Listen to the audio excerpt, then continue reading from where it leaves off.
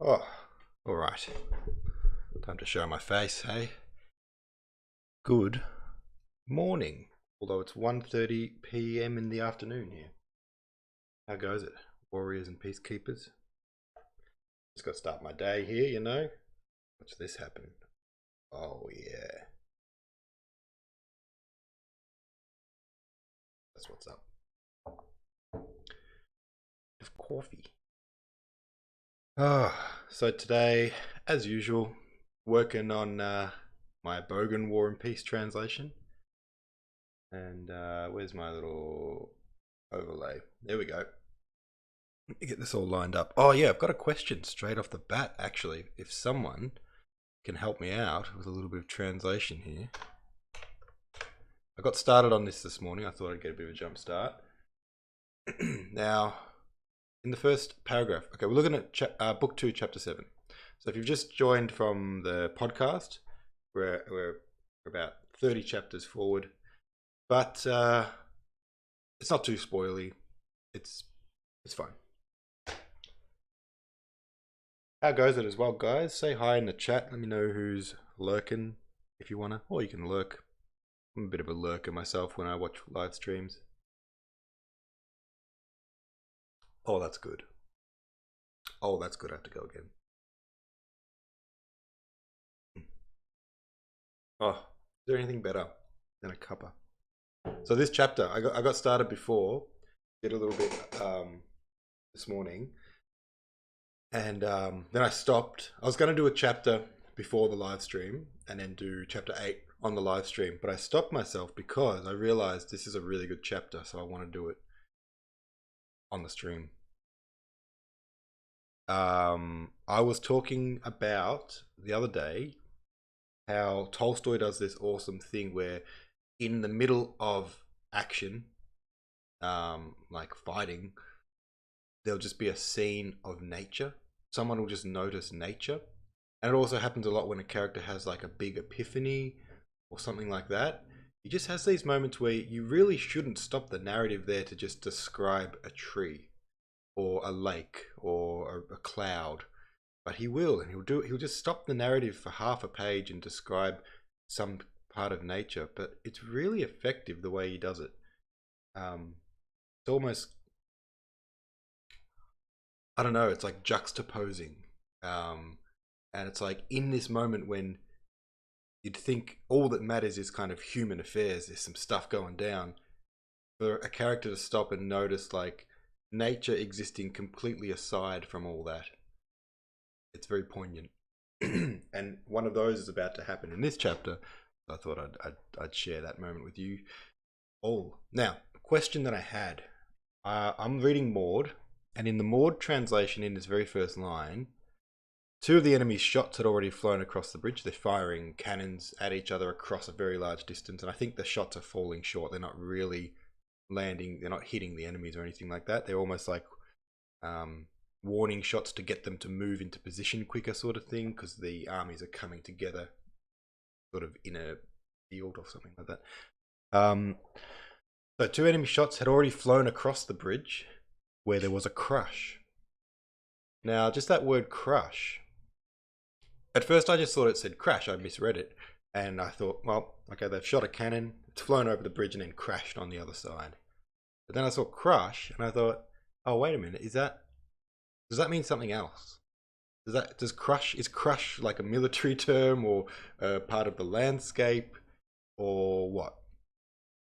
So I just wanted to double check against a different translation if anyone has Briggs, P&V, Garnet, whatever. That would be very handy if you could look at the first line of book 2, chapter 7. And sorry, let me know how that's interpreted there. Excuse me. I really need to get my own alternate copies of this, I think. Okay.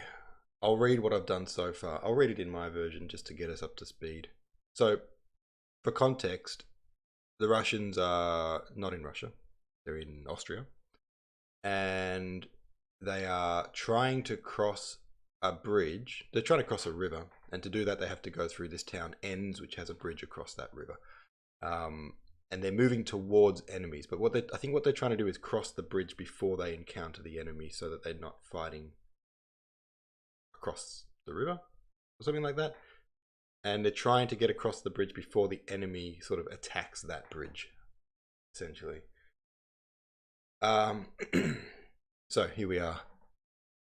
2 enemy shots had already gone flying over the bridge and crashed down. Halfway across stood Prince Nesvitsky, who jumped off his horse and whose big body was jammed up against the railings. He looked back, laughing, to the Cossack who was a few steps behind him, holding 2 horses by their bridles. Every time Prince Nesvitsky tried to push on, soldiers and carts pushed him back, smushing him into the railings, and all he could do was smile. "Oh, what a great person you are, mate," said the Cossack to a convoy soldier with a wagon, who was pushing into the infantrymen who were crowded around his wheels and his horses. "Real great person. Cheers for that. You can't just wait 2 seconds. Can't you see the general's trying to pass?" But the convoyman took no notice of the word general and shouted at the soldiers who were in his way. "Hey there, gents. Shove over to the left, will you? Hold on a sec." That's where we're at. Now. No. What was I going to say? Oh, you know what I found interesting about this is how modern that sarcasm seems. You know, I know that the 1800s weren't like some ancient time, and the way we communicated then was very similar to now. But you just don't expect to see like sarcasm like that. It just seems like someone could have said that today. Like in the original, it says, "Oh, what a fine fellow you are, mate." Friend, sorry. I automatically translated that into Aussie. "What a fine fellow you are, friend. What a fellow. You can't wait a moment. Don't you see the general wants to pass?" I don't know. I find that interesting how modern that sarcasm seems. Because there are cultures today that don't really have sarcasm. I remember in Japan, when we lived in Japan briefly, the sarcasm was very lost on the Japanese. It was kind of like they don't really have that form of wit. I was going to say humor, but I don't really think sarcasm would be called a form of humor. It's just more like a wit. Oh, all right. So, we're about to see one of those moments of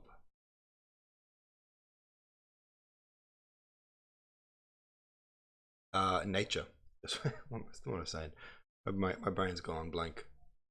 The old brainy blank. The old brainy blank. By the way, yesterday was a ripper of a day for the subreddit. Oh my god. The War and Peace, a Year of War and Peace subreddit got about just shy of 1,000 new members yesterday. That's incredible. So good. So good to have fresh blood in our midst. Because there's that weird thing with when you enjoy something, a book, a movie, a piece of art, whatever, of like, you can never really see it again for the first time, but the closest you can do is to sort of vicariously see it again for the first time by having a newbie there with you and watching them react to it, and I don't know, I think that's really, really, really, really excellent. So anyway, let's keep moving. Let us move. But first, top up my coffee. Oh, I love it.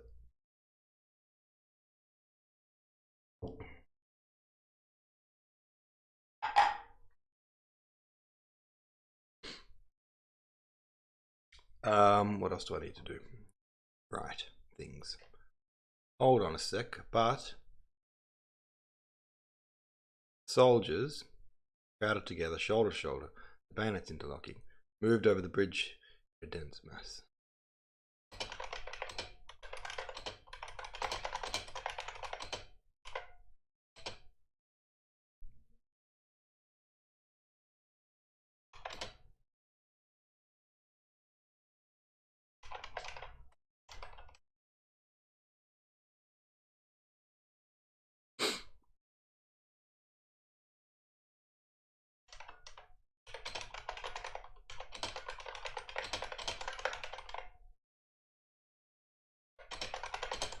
bayonets.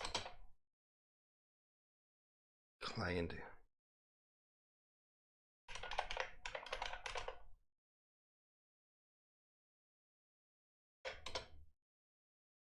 Squitched.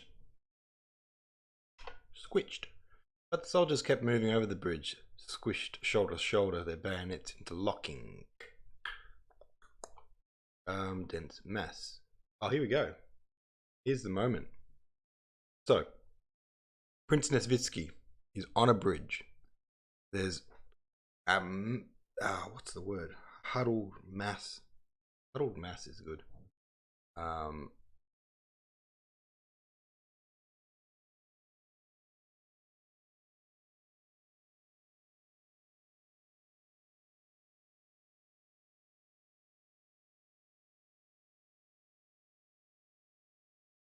Oh, my brain. My brain.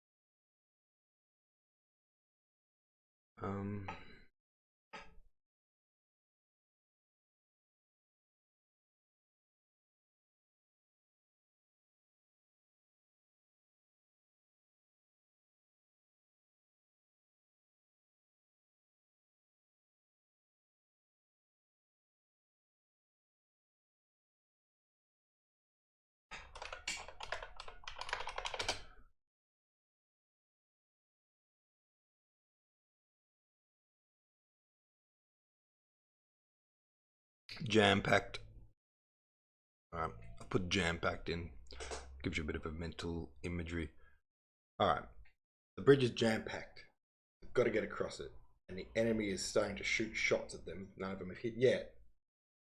But you'd be pretty bloody scared.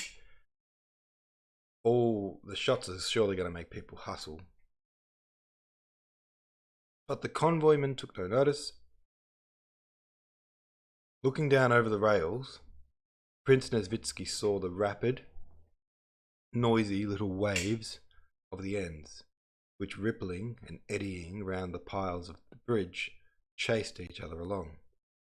Looking on the bridge, he saw equally uniform living waves of soldiers, shoulder straps, covered shakos, knapsacks, bayonets, long muskets, and under the shakos faces with broad cheekbones, sunken cheeks, and listless, tired expressions, and feet that moved through the sticky mud that covered the planks of the bridge.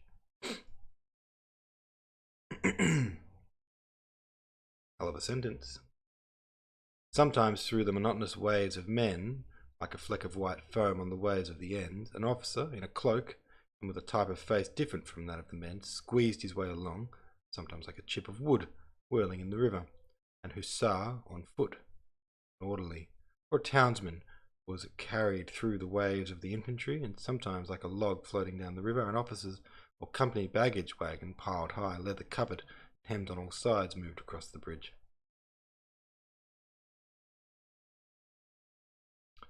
Alright, a little bit of a juxtaposition here. Oh, juxtaposition madness.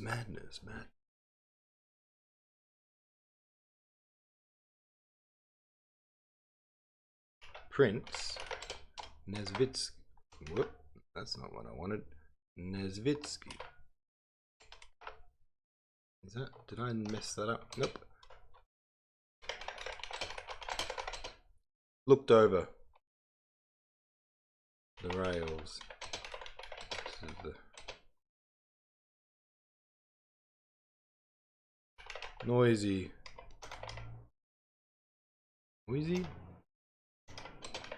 little rapids at the ends, waves which rippled and eddied around the piles.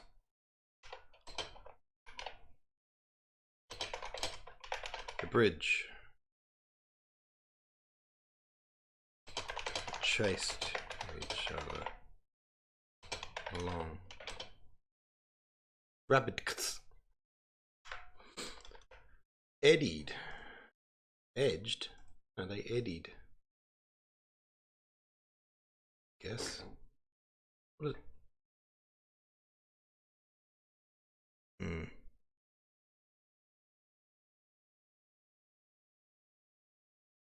I'll go with eddied. I don't really know what it means, but eddied.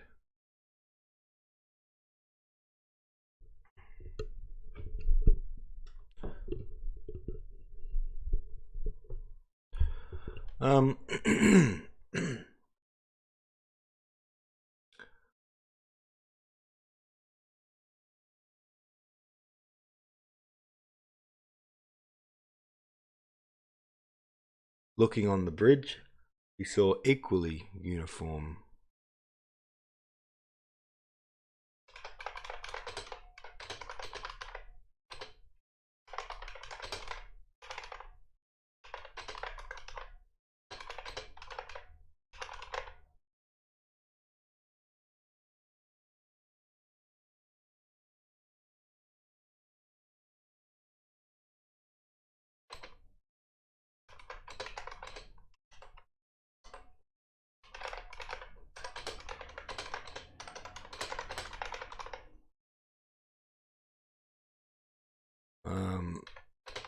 Shoulder straps,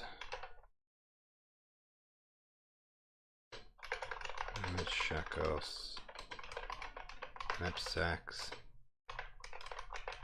bayonets, long muskets, and under the shakos,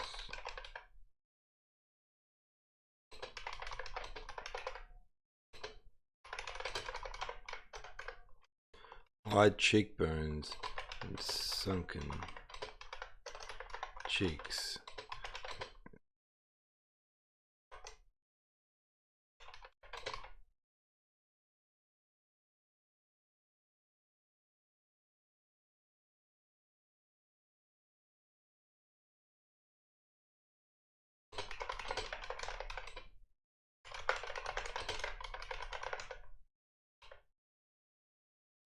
Faces that looked completely knackered, with wide cheekbones and sunken faces.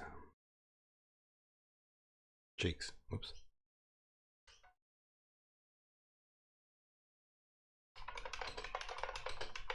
Feet that dragged through the sticky mud that covered the planks of the bridge. That's pretty good. Pretty good.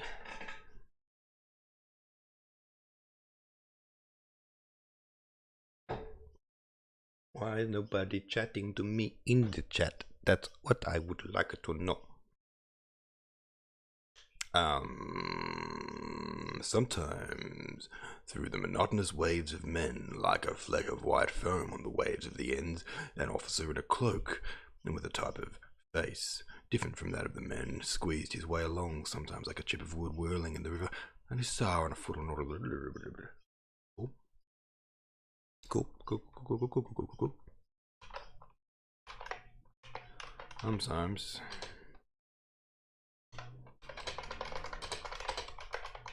this through the monotonous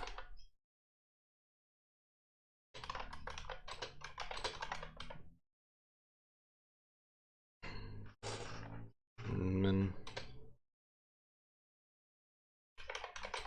like a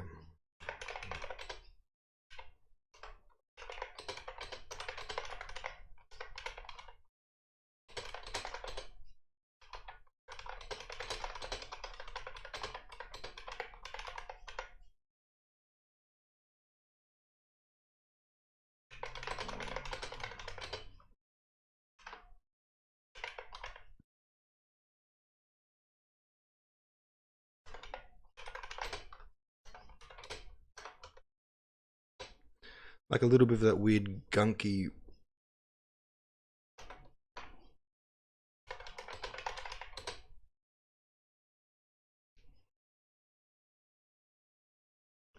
An officer in a cloak.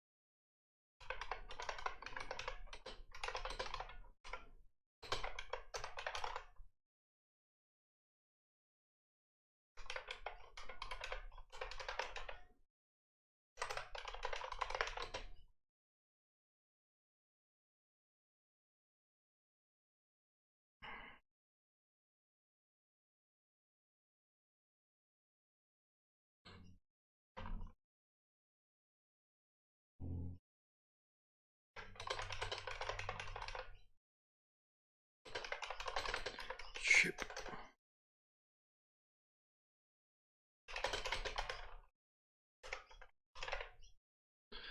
Like a bit of tan bark.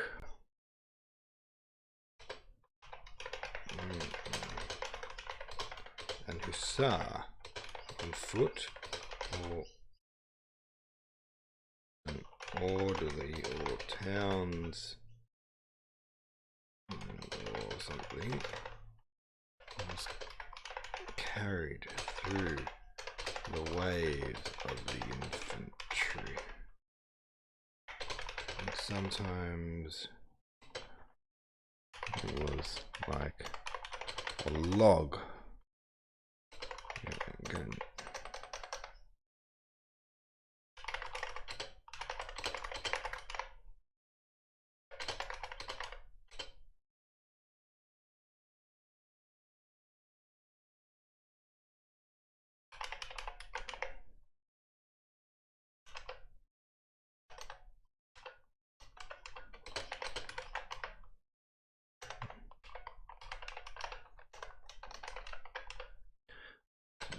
Baggage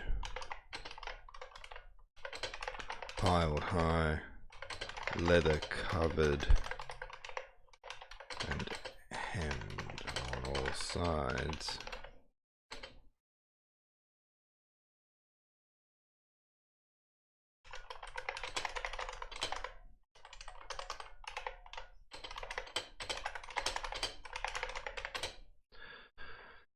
Oh, okay, how we go in there? Let's read back. Let's read back. Let's read back. Prince Nesvitsky looked over the rails into the noisy little rapids of the Enns, little waves which rippled and eddied around the piles of the bridge and chased each other along. Looking up, he saw equally uniform waves of soldiers around him on the bridge, shoulder straps, covered shakos, knapsacks, bayonets, long muskets, and under the shakos, faces that looked completely knackered, with wide cheekbones and sunken cheeks and tired feet that dragged.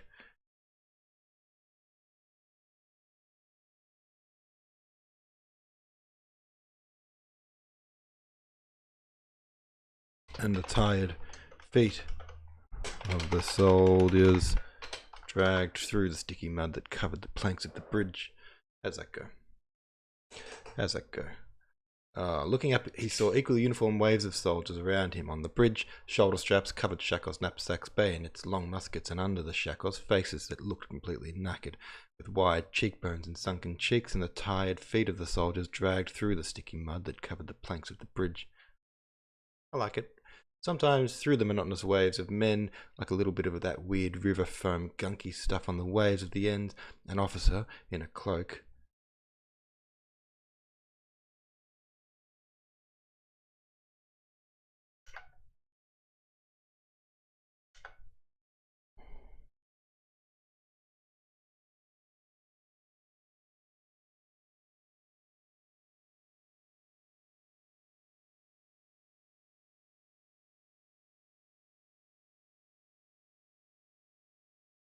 Like a foamy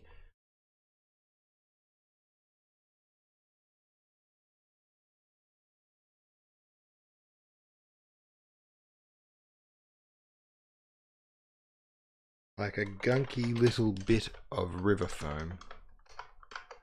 Like a gunky little bit of river foam on the waves at the end. Sometimes through the monotonous waves of men, like a gunky little bit of river foam on the wave of the end, an officer in a cloak and with a different kind of face to the other men. Oh no, to the men around him. Hip and shouldered his way along, and sometimes, like a bit of tan bark whirling in the river, an hussar on foot, or an orderly, or townsman, or something, was like that, was carried through the waves of the infantry, and sometimes it was like a log fanging down the river when an officer's or company's baggage wagon. Officers or company's baggage wagon, piled high, leather covered and hemmed on all sides, shoved its way over the bridge. Excellent, excellent. Translating me. Thanks me. Cool. It's as if a dam has burst.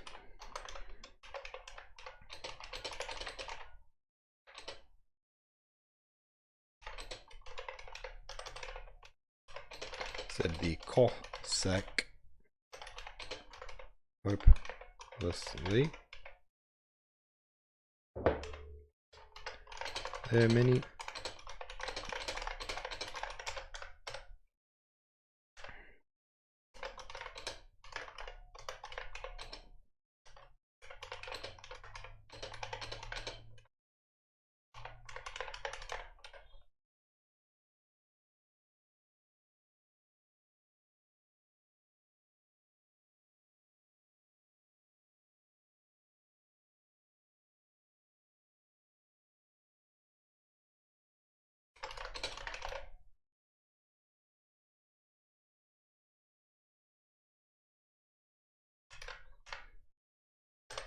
just shy of bajillion, replied a cheeky soldier in a torn coat, and a wink, and passed on.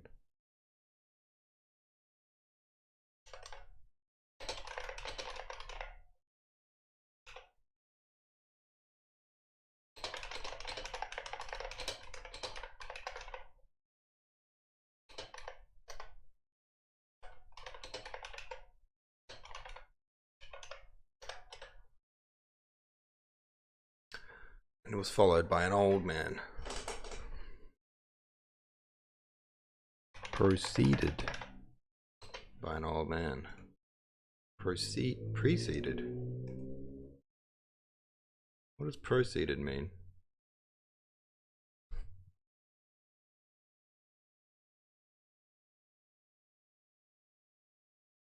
Oh. Preceded would mean that the other guy came before him.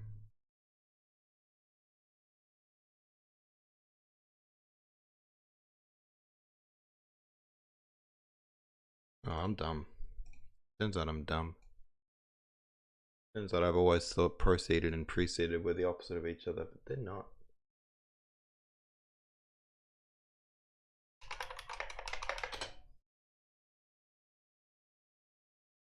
Define succeeded.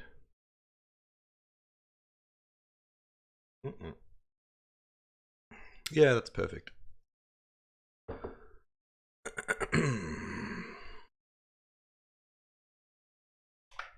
If he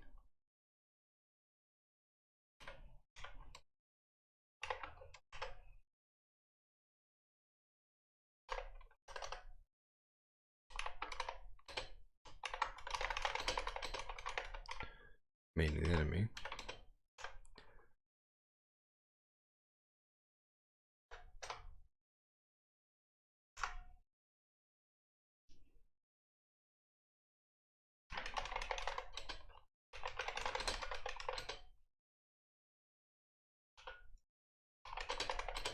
bridge now,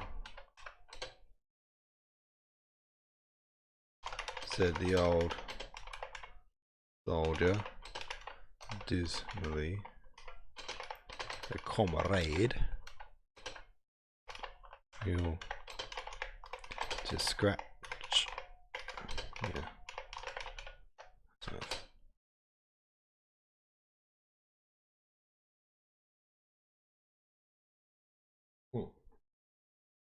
Coffee is a good thing. Coffee is a good thing. Coffee is a good thing. Coffee is a good thing. Coffee.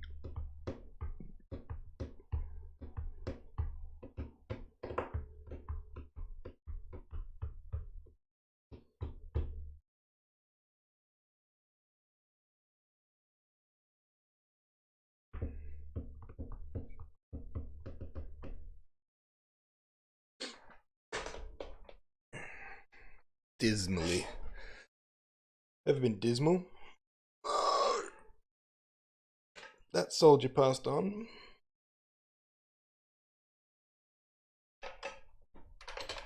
Man. Passed. Forward. And after him came another sitting on a cart. Where the hell have the leg bands been shoved to? There's an orderly running behind the cart and fumbling in the back of it.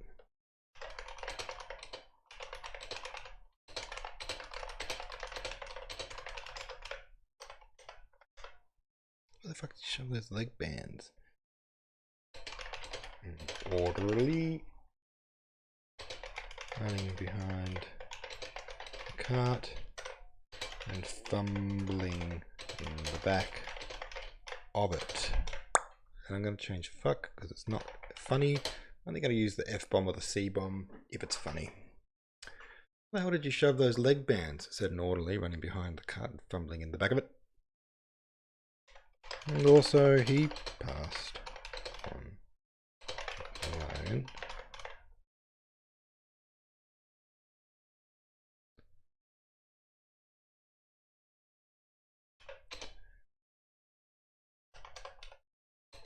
To be followed by some 3, 4, 2,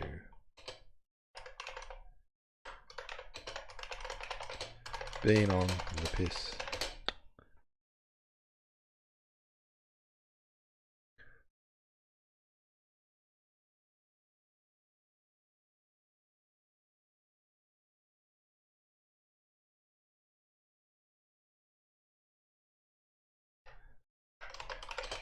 And mate, he gives him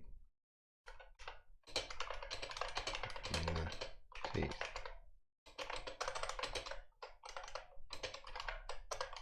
Bam.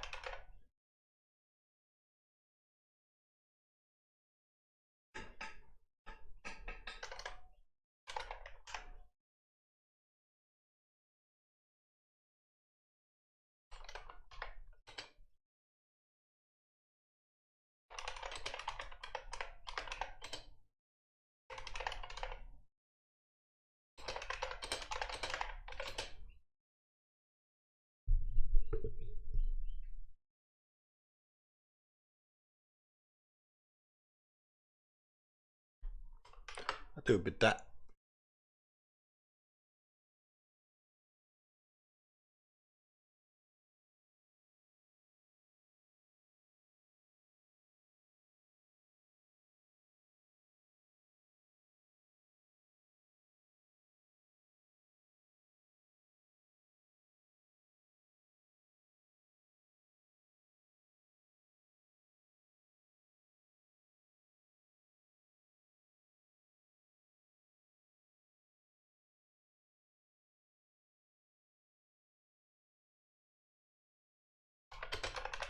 A soldier with his great coat tucked in way too far was saying,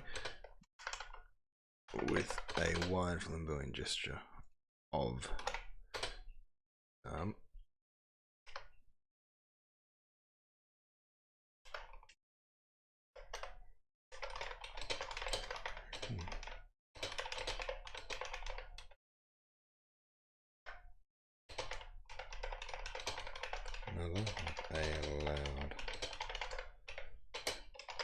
They too.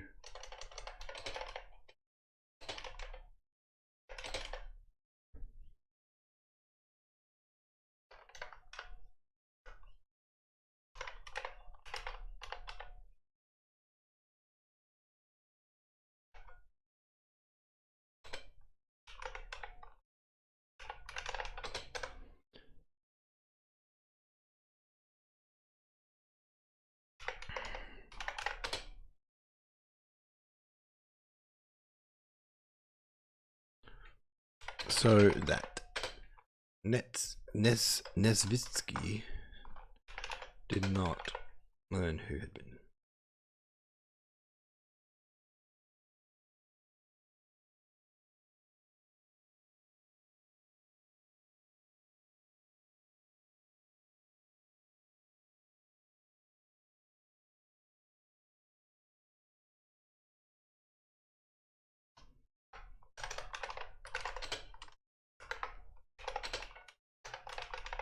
Ponder. Been in the teeth. And what the ham to do.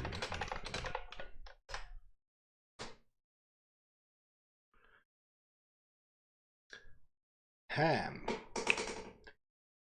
Have you ever hammed? Have you ever hammed your mouth? Have you ever hammed your mouth?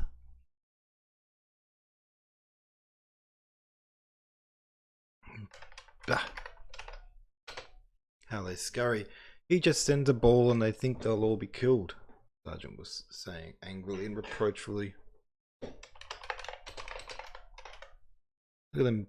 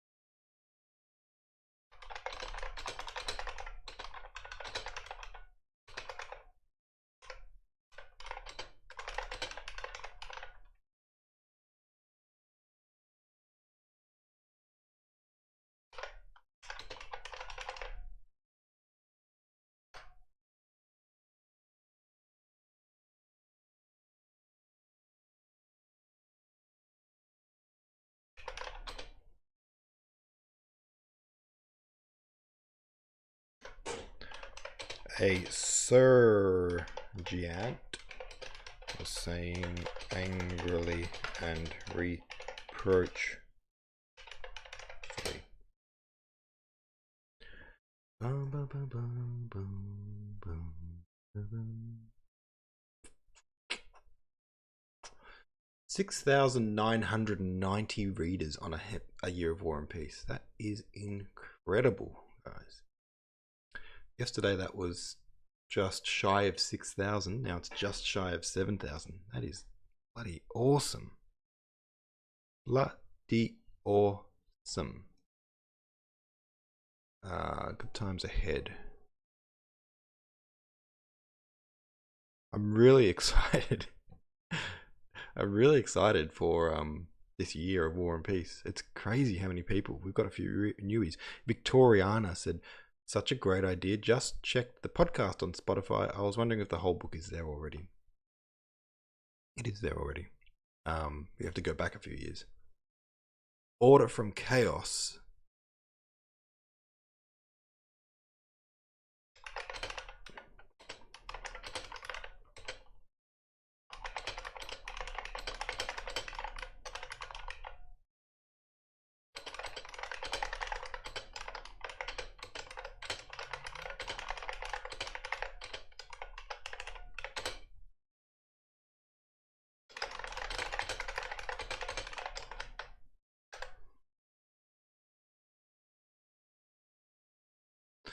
Such a great idea, said Order from Chaos.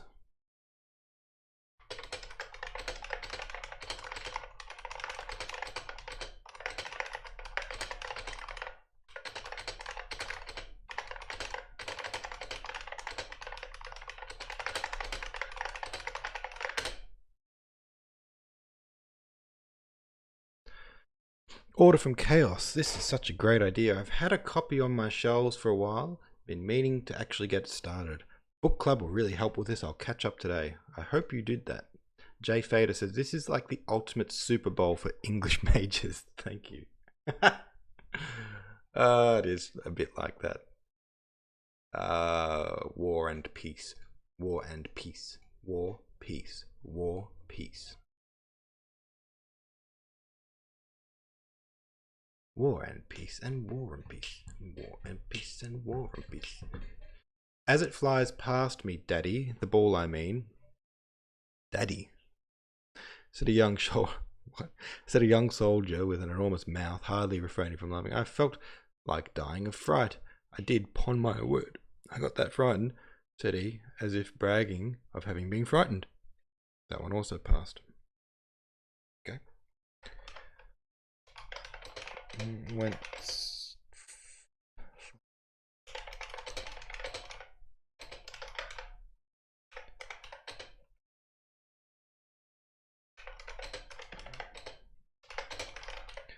Said a young soldier with a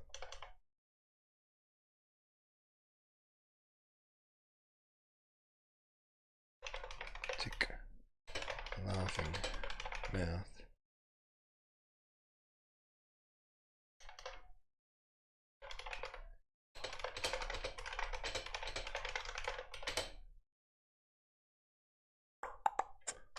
I felt like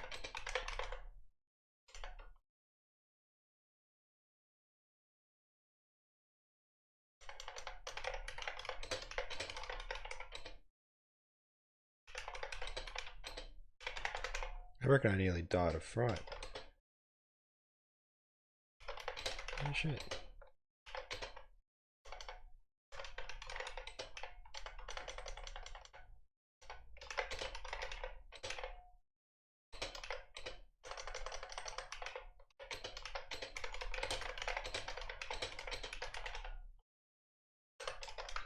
Said he, as if bragging of having been frightened. A Scooby-Dee-Dap. Did a sentence. Did a sentence. Go me. Hey. Hi. Viewers. Hello. Say hi in the chat if you want to say chit-chat. Are you a newbie? Are you a new warrior / peacekeeper? Have you just picked up the book? What's going on? Are you liking it so far? How many chapters in are you? All the rest. All those questions. Oh, done a typo. As it went flying past me, Daddy. I don't know why this guy's name is Daddy. The ball, I mean, said a young soldier with a gigantic mouth on the verge of laughing. I reckon I nearly died of fright. No shit, I swear it. I just about shut my dacks, said he, as if bragging of having been frightened. That one also passed.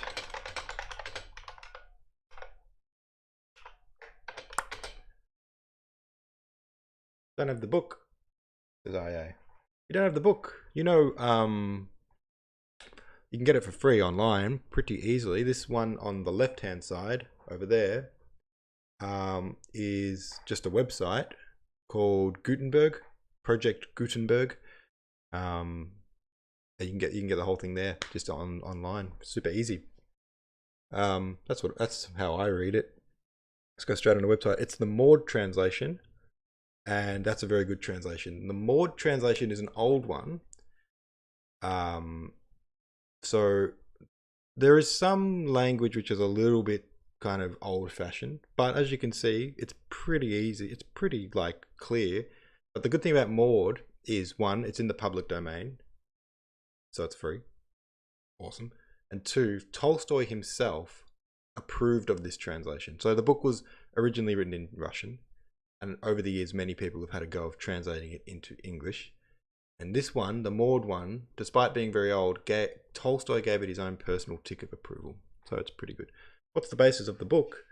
Oh man, big question. It's a big book. It's an epic, right? An epic is a story that spans sort of almost like generations. It's like the story of a time and a place. It's not just one character. It's you know, it's families, and you grow up with these families, and you watch them go to war or do their personal things. The basis of the book is it's set in Russia in the 1800s, the early 1800s, in the sort of upper high class aristocrats of Russia. And it's at the time when Napoleon, leader of France, you could compare it to Star Wars, yeah, sure. The leader of France, Napoleon, invades Russia, tries to invade Russia, right? And the Russians, defend, which is real. That's a real true piece of history. So it's like a historical novel. It's fiction, but within a historical event that actually happened. And so it's sort of about that. But the book actually starts about probably, I don't know, 7 years before that happens, to build all the kind of context of what happened leading up to Napoleon trying to invade Russia. So there were some skirmishes, some other battles, some stuff going down in Europe. So it's kind of like, it's about that. And it's also, that's the war element. Then there's the peace element, which is sort of about the lives in Russia of these sort of aristocrats and these, posh wankers. But you do go to like them. Don't think, oh, they're just posh wankers, I'm not going to care about these aristocrats. They are like very human. And it's about, so War and Peace, the name, is actually a closer translation to the original Russian name would be War and Society. So the peace element is like Russian society.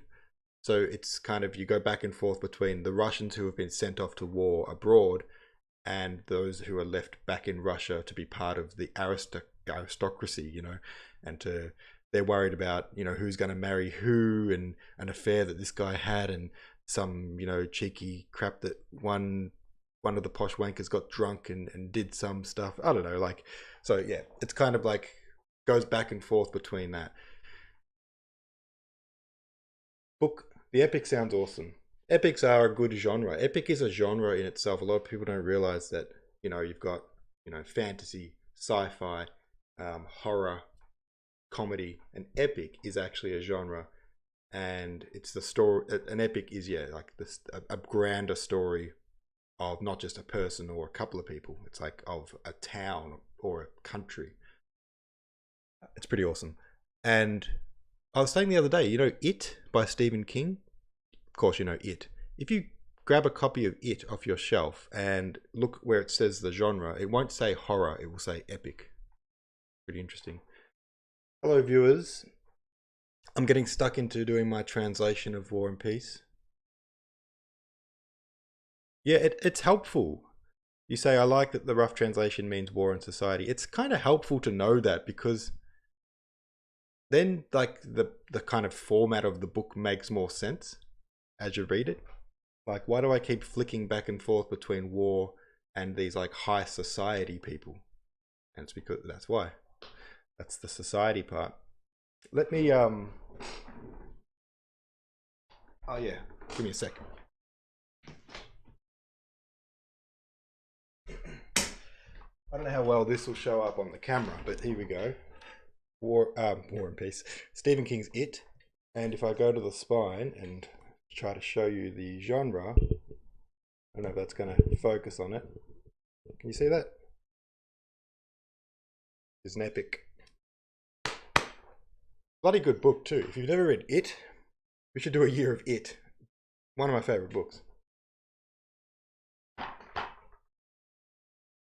You've been studying the philosophy of society in a formal way, at university or something, or just in your own way? I'm interested to know more about that. You can see it. Oh, awesome. Okay. I'll keep going here, and I want you to tell me where and how are you studying the philosophy of society? Is in like an anthropology sort of way? I love the way that society evolved out of, at a certain point we were just a bunch of people with no rules, you know, and then we got tribes and this and that, and then it builds up. Anthropology is sort of like an evolution of its own thing. It's kind of interesting to study. Then followed a cart unlike any that had gone before. It was a German cart with a pair of horses led by a German and seemed loaded with a whole house full of effects. Okay. Then there was a cart that was different to all others so far. Was a then there was a it was a German cart with a pair of horses led by a German. Funny enough, it seemed to be loaded with a whole house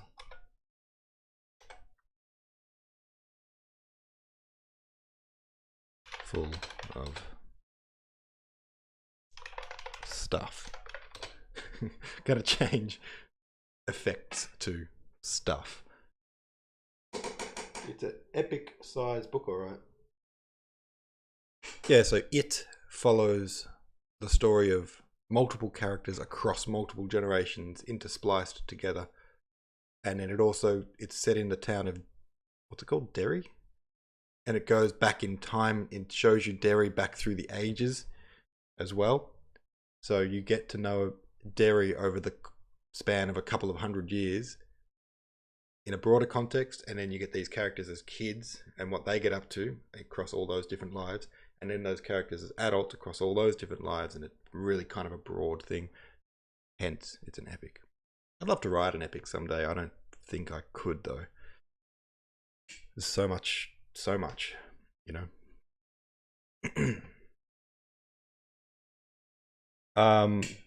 Studying philosophy of society in your own way. Don't go to college. I don't go to college either. I mean, it's not for everyone, college, right? I did go to college straight out of high school, and I failed everything I studied. I think that system is just doesn't work for my brain. I've got a strange brain. Not that I'm dumb. It's just I do things in a way that makes sense to me. Like, for example, some people would go and study War and Peace at college. I would translate it into Aussie slang. At the end of the day, we're all War and Peace experts, though, in our own way. I'm interested for you to tell me something interesting you've learned about the philosophy of society. That would be cool. That would be cool. All right, here we go. I'm going to continue with another sentence. I believe society is very similar to an epic itself, since we are on the topic. All right. Yeah. Elaborate. You got my attention. Yeah, what do you mean? Go further with that. Keep going. Bring the good stuff out, buddy. Dig deeper. Dig deeper. And I'm going to translate another sentence. A fine brindled cow with a large udder was attached to the cart behind. The cart.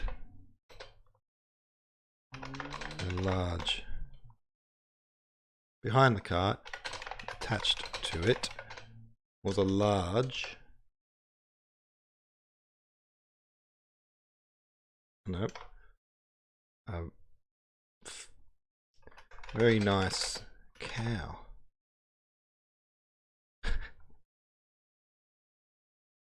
Very nice cow. Brindled and with a big fat udder.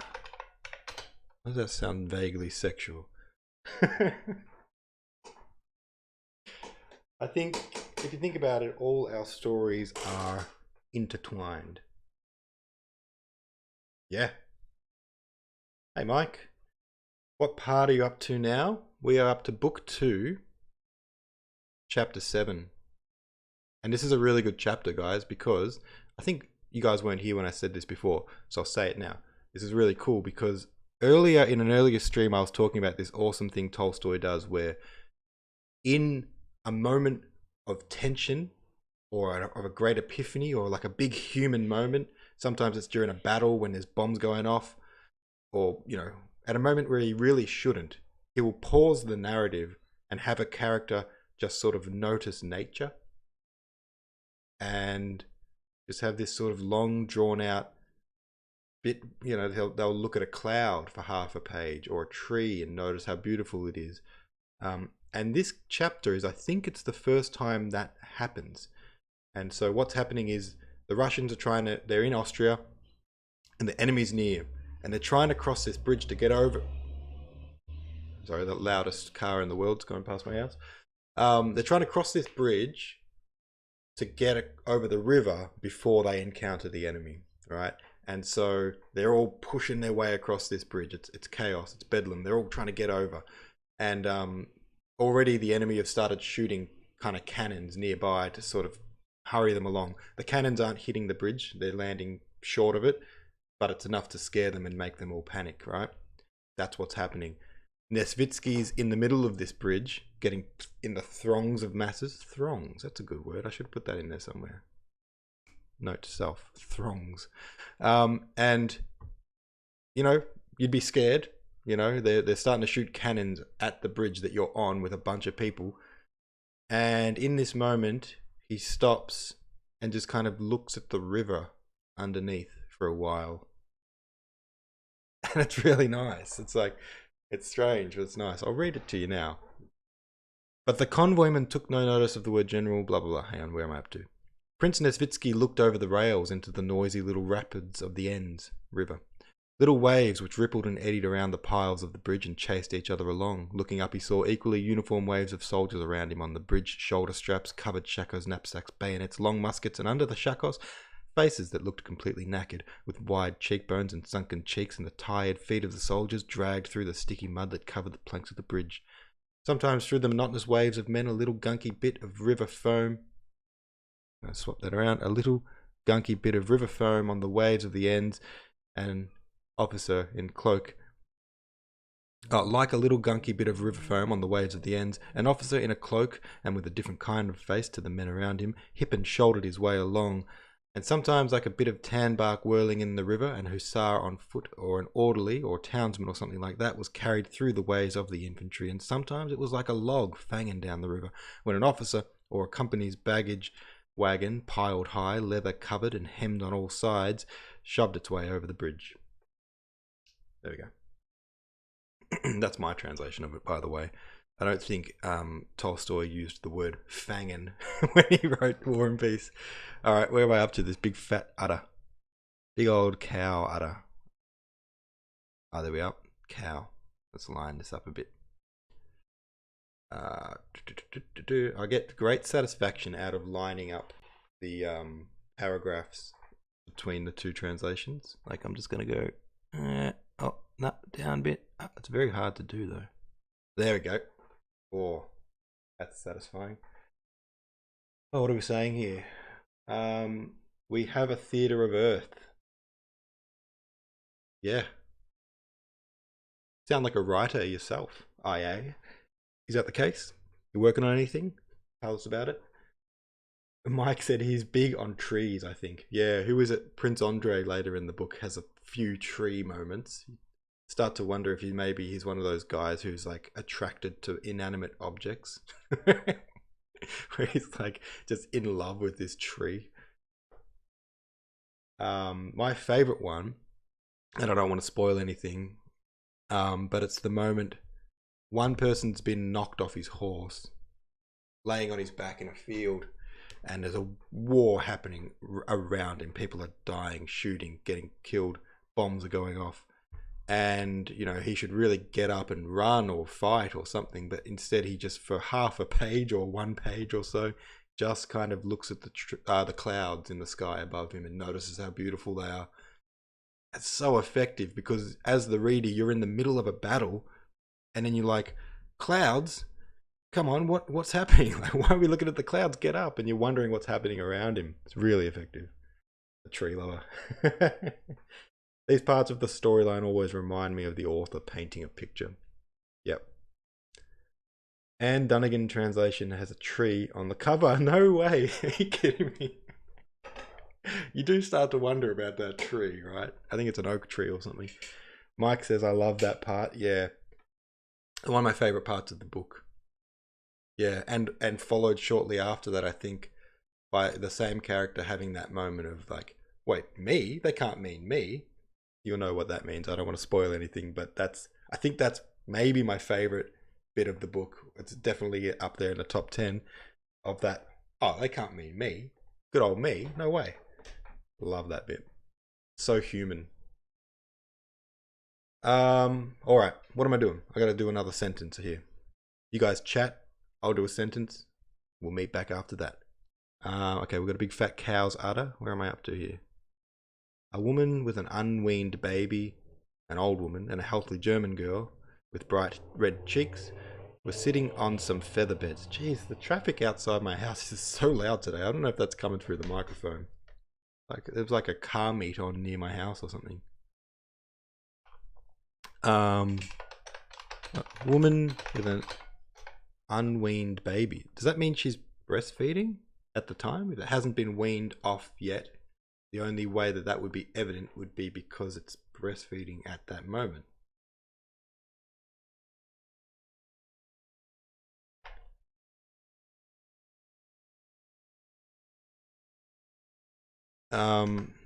A woman with feeding the bub.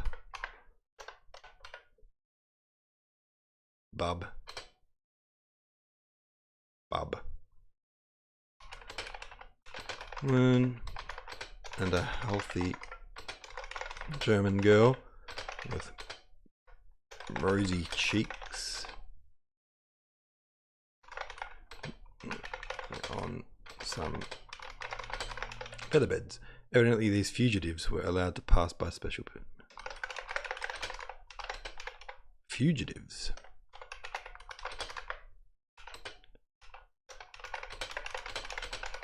Special permission to pass.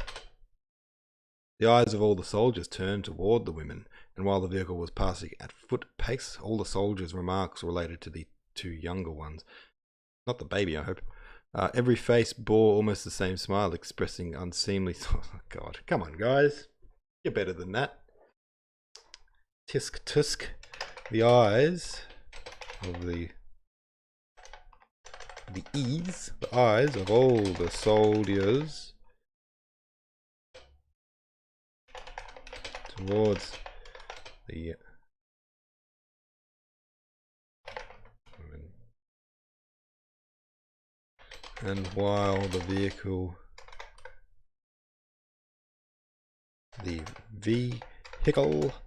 slowly crawled past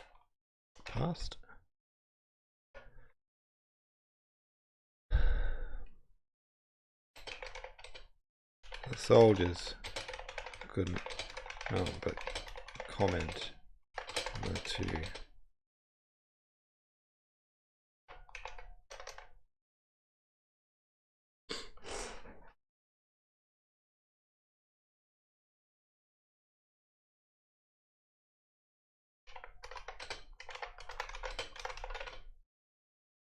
On the two. Oh my God, what's going on? Fingers won't cooperate with my brain. Alright. Baby, yes, baby's still feeding. Yeah, that's what I figured as well. I don't like bub. I'm gonna go back and change bub. Why did I write bub? This is what I'm like a... Just write baby. Just write baby. It's less confusing. How do you know about War and Peace, Mike? Good question. I'm on the subreddit and I'm reading it as well on my own. Reading the free translations of it now. Oh, damn. Doing the chapter a day for a year on Reddit and also on book 11 with Maud and Briggs. Mike, you're deep into War and Peace. I like it. I will read a book in Maud and then jump back to Briggs and read again. That's a good way to do it, comparing two different translations. I mean, it's a lot of reading. But how have you found Maud in comparison to Briggs. Because I really like Maud. I haven't read a more modern translation, only, comparison like sentences and paragraphs here and there.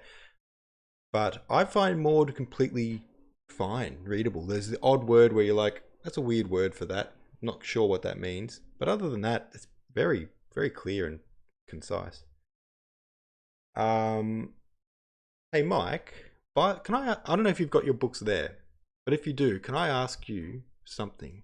Same for your IA if you've got, oh no, you don't have another version.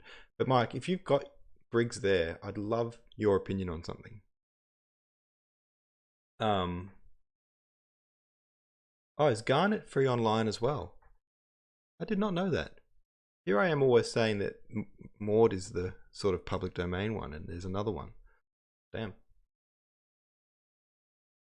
Maud is very good against Garnet. Briggs almost feels like cheating because it's so readable. Oh, that's good.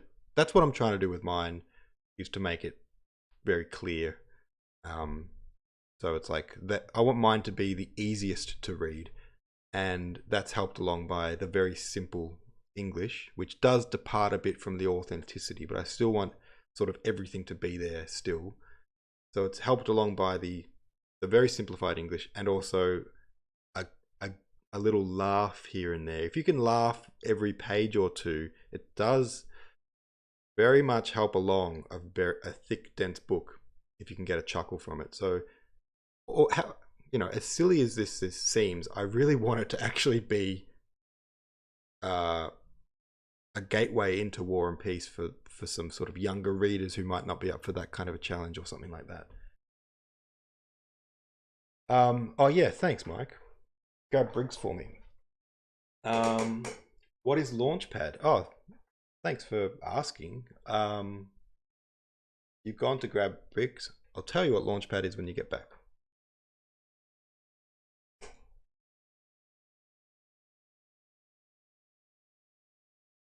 Stacey's back. Stace, how are you? There's a forward wave for you.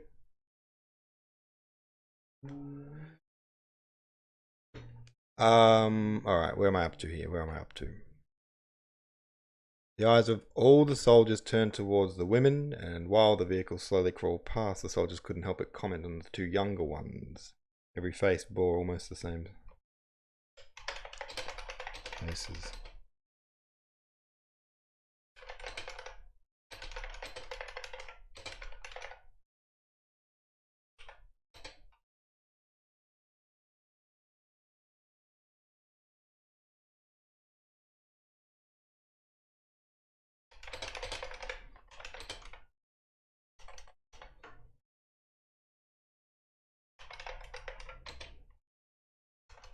Pervy smile.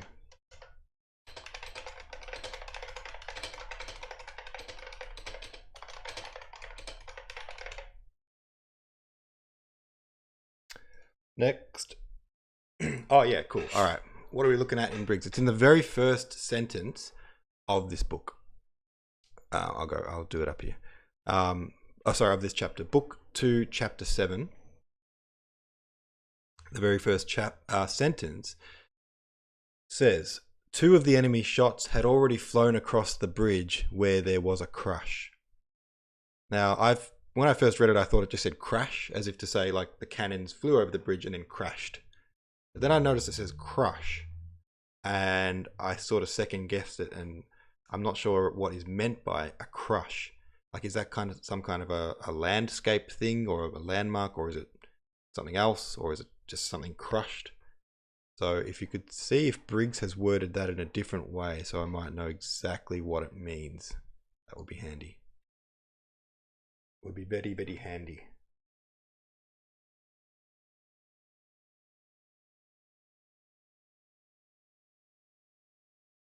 Hydration. Very important. Okay, where was I up to? As if they'd never seen a woman before. There we go. Just see, the German sausage is making tracks too. I don't know what that means.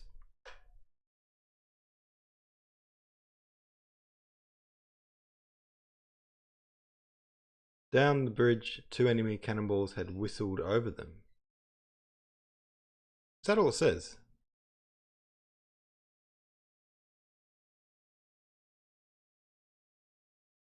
Is that the end of the sentence, or does it continue?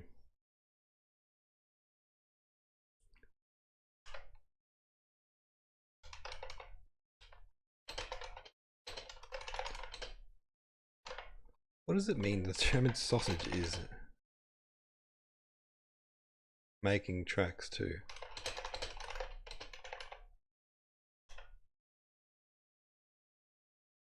And the bridge itself was crammed with people. That's all it says. All right. I'm going to stick with what I wrote. 2 enemy shots had already gone flying over the bridge and crashed down.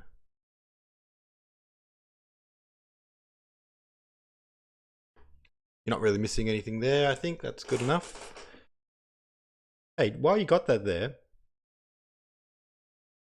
Oh, that's one sentence in Briggs. Okay, that's interesting.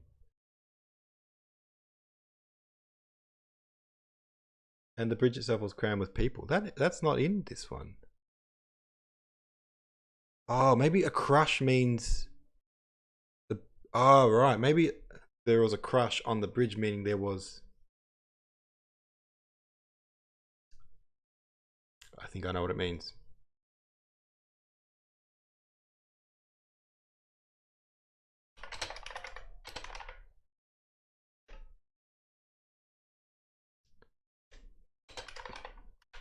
Chockers.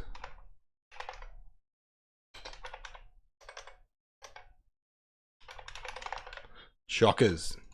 That's a very Aussie word, and it is chockers. Google. Chockers.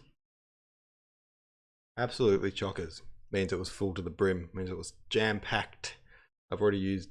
I could say jam-packed.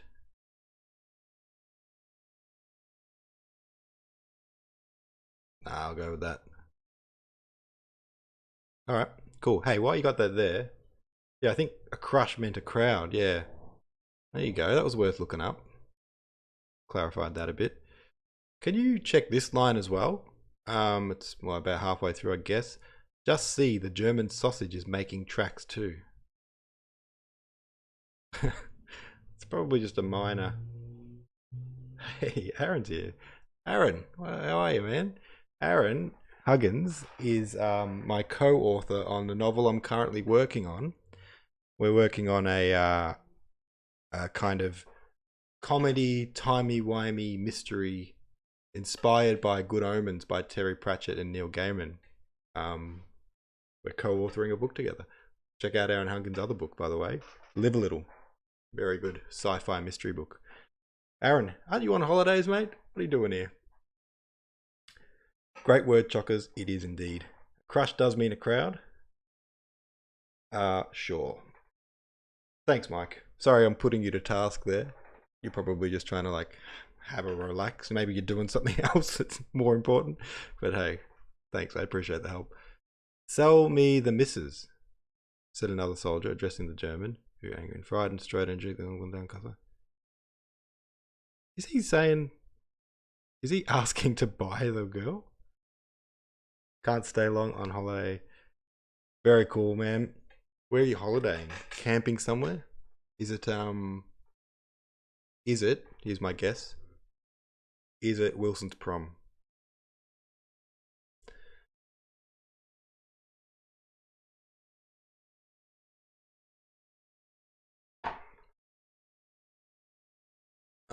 See, the German sausage is on the move. All right, Mike. You're gonna have to tell me what "sell me the missus" means as well, because this is one of those chapters where I'm just getting lost. Is he saying? I'm gonna go like this. How much for the missus? Said another. Okay. Soldier addressing the German.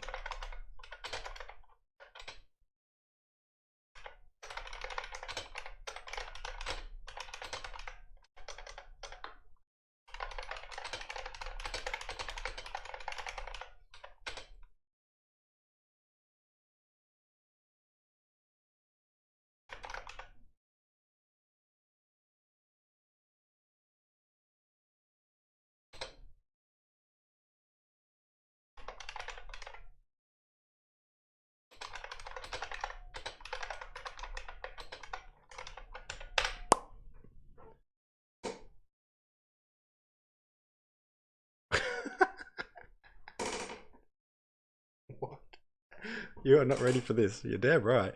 Hey, pumpernickel's on the road. Okay, so it's just a. Okay, you know what it is? It's just a germ. It's a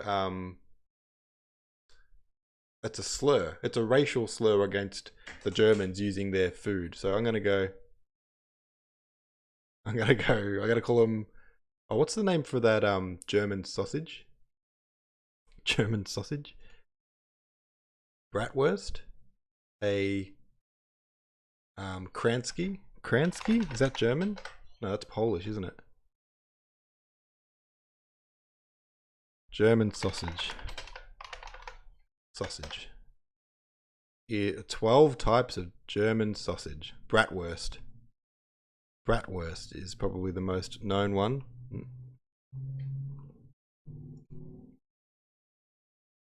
Krauts. Krauts.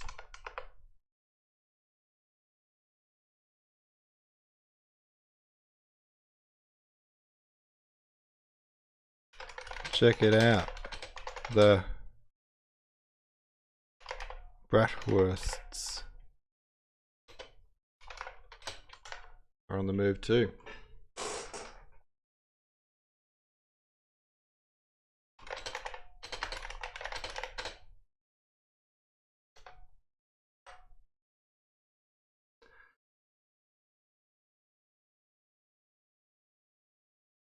US soldiers called them Krauts in World War II.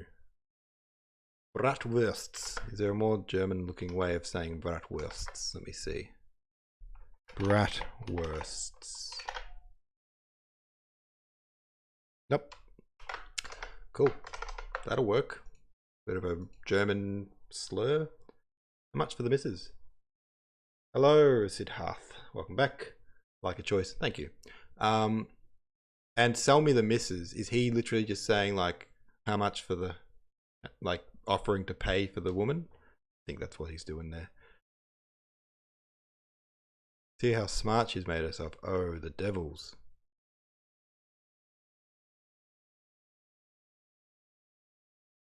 Where are you going? Asked Symmetry, who was eating an apple. Alright, so they're just being sleazy bastards. Aren't they? Really? Okay.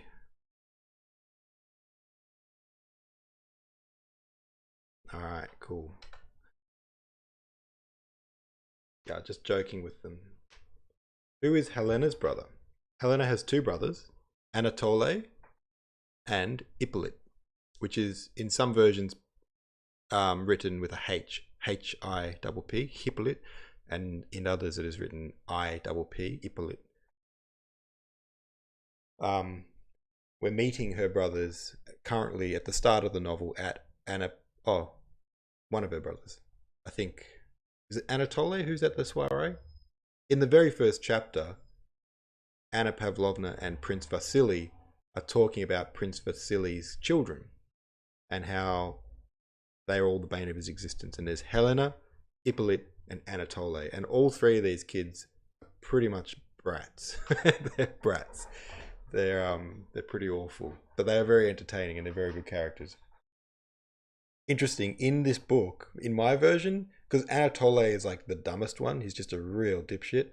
So I just made him like full station rat bogan. Like he's like, yeah, how's it going? Go get a ciggy, mate. Like that kind of thing. He's just a full-on Darrow. Let me ask you, do you believe Hippolyte is supposed to have mental health issues? Oh, that's a good question. I never thought of that. You know what? I'm going to read it now. When we do this reading, as we move through it this year, I'm going to contemplate that as we proceed. I always just thought he was a dipshit, really. I thought that was his ailment. He's just a dipshit. But yeah, you could be right. You could be right. I sometimes forget the names. Oh, mate. That's the trickiest thing about this book is the names. My God. Tell you what. Oh, golly. All right, see how smart she's made herself. He's just saying, look how good she looks, right? Gee, she looks a bit of all right.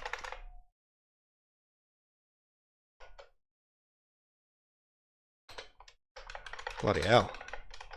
Oh, the devils. Modern translation, bloody hell. Or what would you classify today as mental health issues? Oh, wow. I mean, that's a question for a psychiatrist or a psychologist, I think. I think, what would I classify Ippolit today? Yeah, I don't know. I'd have to keep an eye on him as we reread because all I really remember is him being a dickhead. Um, yeah, maybe. Yeah, because he does tell that really weird story in the current chapter we're reading, chapter 3 or 4 or 5 or something. But way back at the start of the story in the soiree, he tells this story and you're just kind of like, what's wrong with this guy? The book is pretty interesting so far. A chapter a day is manageable. I think you'll find it's a very interesting book as we proceed, Siddharth. Wow, it's my favorite book. You know, I think it's up there at least. I bloody love this book. A majority of the chapters just a few pages. Yes, they are. Yeah, it averages out to sort of 10 minutes or less of reading per day. It's very easy to manage. A couple of minutes most days. Now, Mike, I think it was Mike, you asked what Launchpad is before. So I'll be happy to tell you what that is, because it's my baby. Launchpad. So I'm an author outside of this. I've written a couple of novels, and I also run a creative writing club for young people. And it's called Launchpad. And the whole idea of Launchpad was for it to be like a creative writing school, you know, where people could go and hang out and talk about their stories and workshop and meet other authors and that kind of stuff. So that's what Launchpad is. At the moment, Launchpad is a home business because of the pandemic and because, you know, the lease on the Launchpad was a place, you know, where you could go, but at the moment it isn't. That office is packed up, the lease is ended. So one day I'll find another premise and Launchpad will be a place again. But at the moment, Launchpad is a home business and I run workshops at schools. So I'm visiting schools to run my creative writing workshops, which is very fun and fulfilling.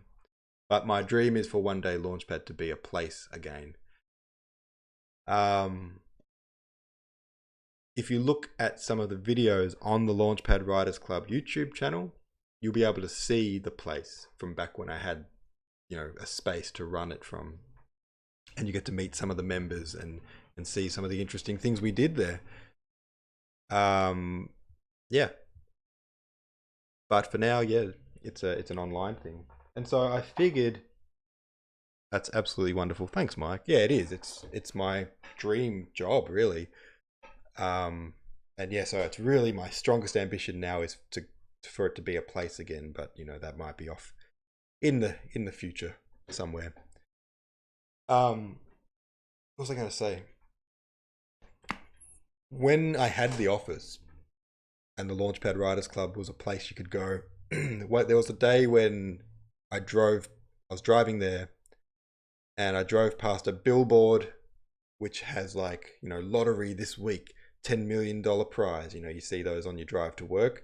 And every time you see that, I never enter the lottery, but when I see it, I always daydream like, oh, what, you know, you daydream, what would I do with that money? And so I was doing that and my thoughts were like how much better I would make the HQ, the Writers Club, if I had that money. You know, what I would do, how much of a better place I could make it, you know, the facilities and stuff.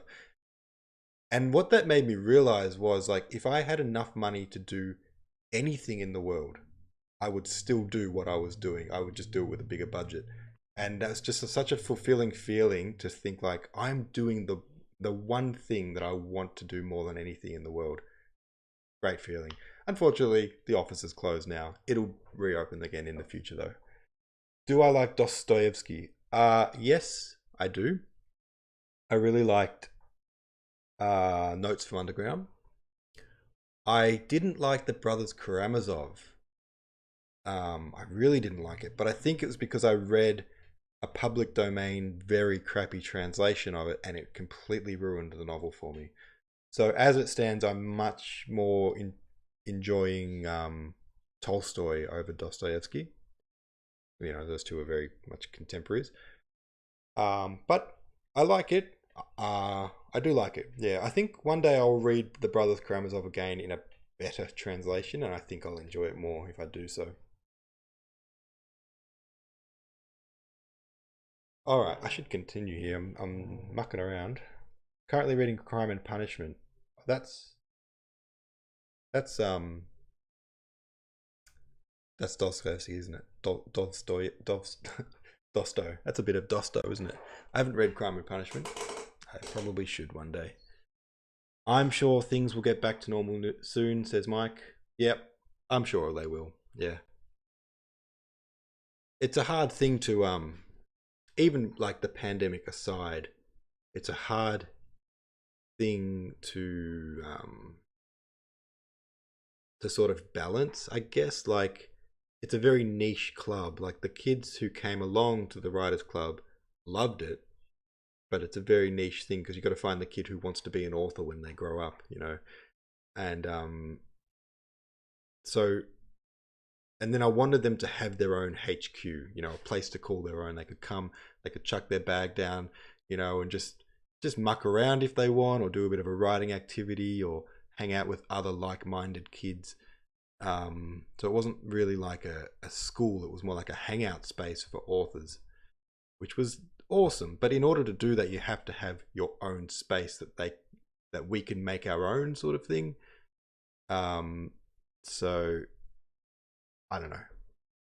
It's hard to find a lease on an office which is suitable for that. Is I guess what I'm trying to say. But one day it will happen. Good fun, says Aaron. Aaron was a member of Launchpad, still is, I suppose, and is the co-author now with me. The student has become the master.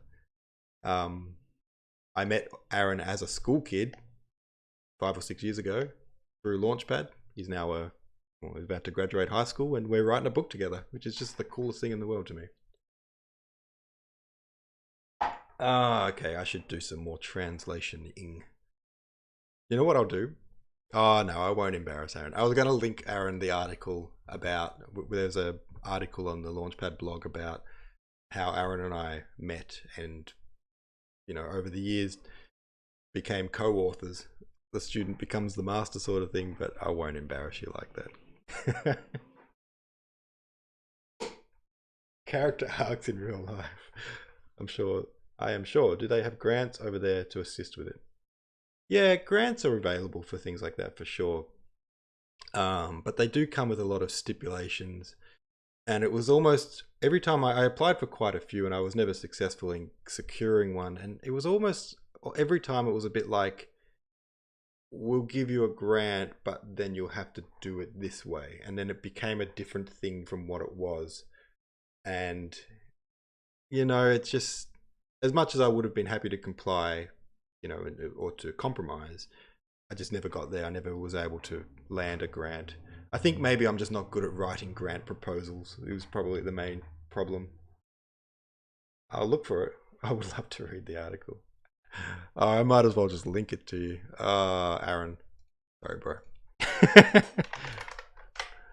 Where is it here? Da-da-da.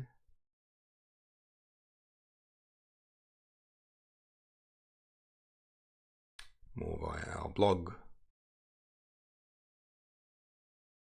This one?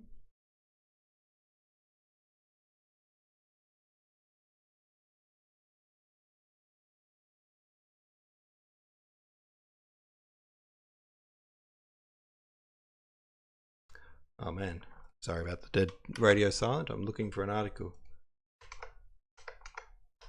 I think there's another article that goes into greater detail, but yeah. Does that work? Might have been moderated out because it's a link.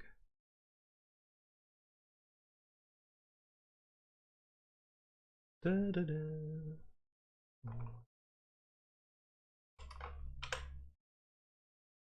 There we go. That worked.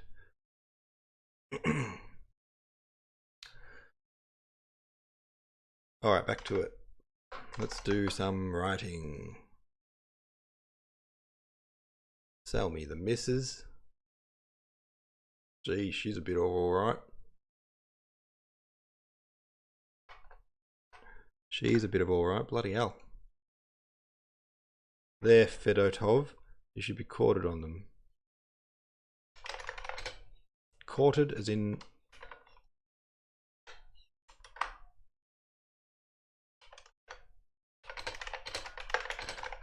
I'm just going to use the same word. Quartered on them.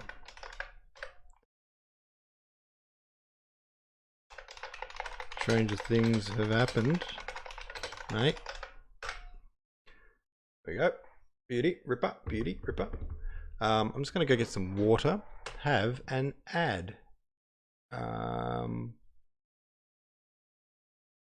Whoa, stop the broadcast. I've just got to say something really important to you guys, and it's this.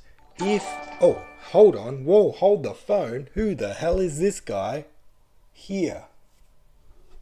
If you want to be this awesome, you can click the donation button down there and leave a little tip.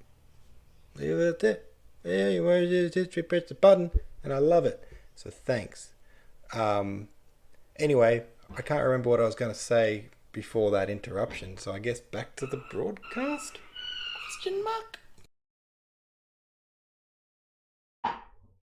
Great ad. Well done. I think,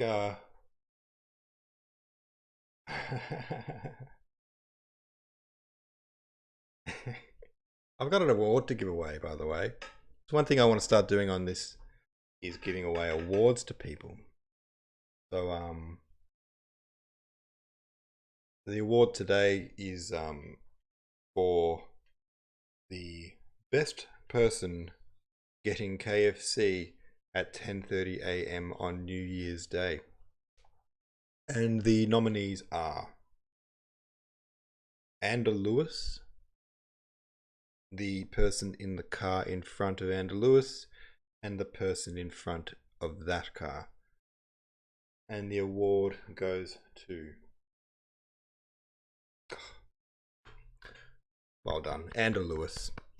Ander Lewis can't be here in person to accept the award, but he did send in this acceptance speech. Hey guys, sorry I can't be there in person to accept this award. I just want to say a big thanks to Ander Lewis and the Launchpad Riders Club. It's a real honour to receive Best Guy to be getting KFC at 10:30 a.m. The day after on New Year's Day. That's a real an honour, and I just want to say a big a well done to the other people who were nominated. There's the person in the car in front of me, and also the person in the car in front of them, and it's just such an honour to take this award. So I'll really cherish this. Thank you guys. I'm so sorry I can't be there in person today to accept the award, but it does mean a lot to you, so thanks very much. Alright, I don't know what else to say. I'm just so happy to be able to be acknowledged for getting KFC at 10:30 a.m. in the morning on New Year's Day. It's been a real dream of mine since I've been getting KFC my whole life. So thanks guys. I'm going to get this food now, so I'll throw back to you guys. Wow. What a treat that was. What an absolute treat. I hope you enjoyed that. If you would like to accept an award yourself, just send me a acceptance speech.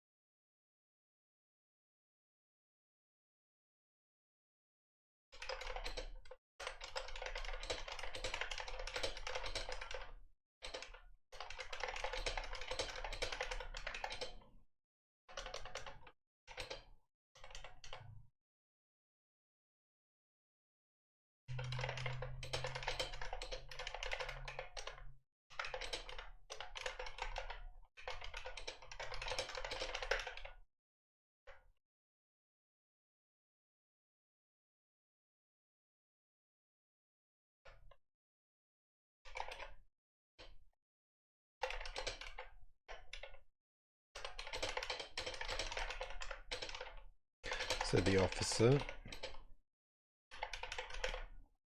offering the girl an apple. Ding, ding, ding, ding, ding, ding, ding,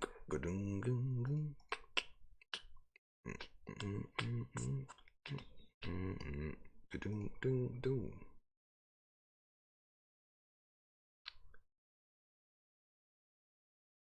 Oh, I'm nearly finished. Am I? Oh god, I'm not nearly finished. Oh god, I'm gonna get a wriggle on.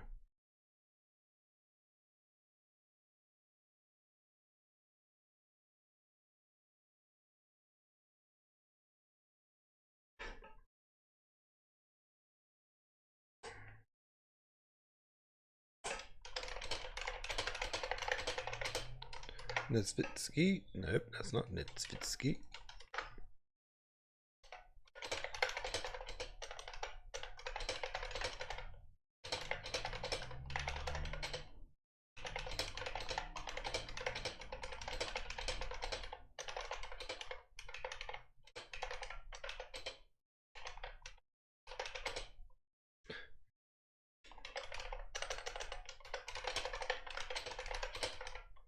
On the same stream of soldiers followed.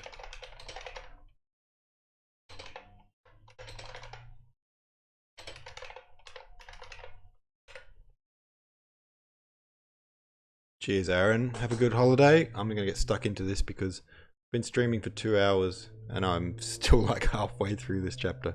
Too much chit chat. Have a good trip. Catch you later.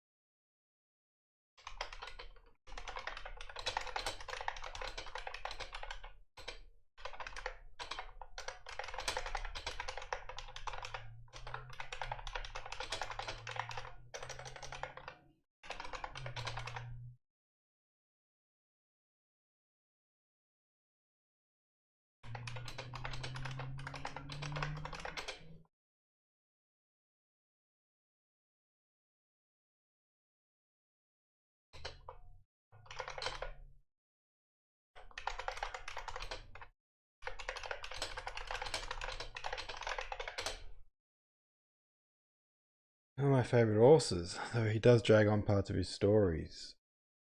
Are you talking Dosto? Yeah, and I think that was what was wrong with the translation I had, Siddharth, was that that in a bad when it's badly translated and it's dragging on, it just becomes like so tedious. It's just like you'll get stuck on one point and talk about it for 2 pages. And when there's no art to that 2 pages and it's not pleasant to read it, then you kind of get it. It's just kind of tedious. Like you just want to get through it. Whereas if the author or the translator, you know, talks about it for 2 pages and you might be like, okay, what happens next? You want to move forward. But if it's at least good writing, there's entertainment in that. Oh, you're talking about Charles Dickens? Did I miss something? I agree with Dosto. You know what? I don't know if I've ever read any Charles Dickens. Is that really bad? I think I think I've read some short things by him, some short stories, but that's bad, isn't it? I call myself a writer, and yet some of the greats I am unfamiliar with.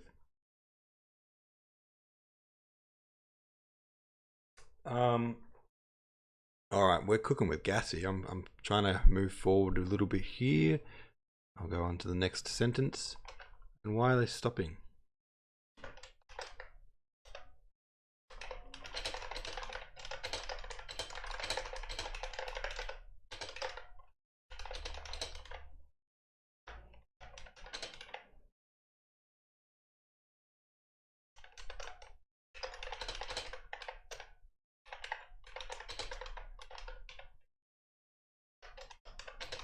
Said the soldiers.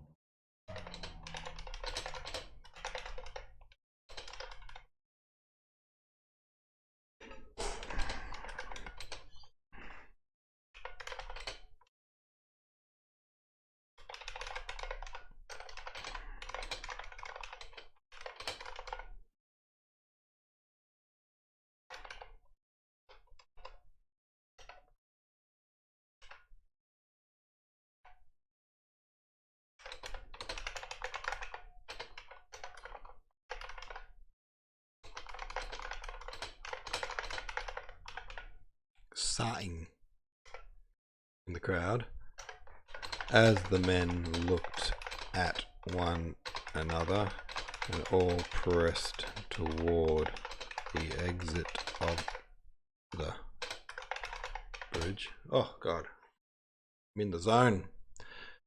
I'm in the zone. On Dosto. What Charles Dickens would you recommend for a newbie?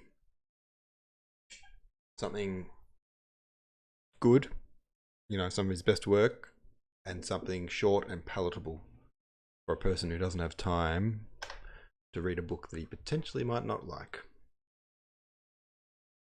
That's how I always approach a new author when I'm trying to suss them out, see if I'm into it. Go, what's one of their better things, but also don't make me read, don't make me read this to figure out if I like it or not. Give me something I can get through and then decide if I want to tackle their bigger works. Looking down at the waters of the Enns under the bridge, Nesvitsky suddenly heard a sound new to him of something swiftly approaching, something big that splashed into the water.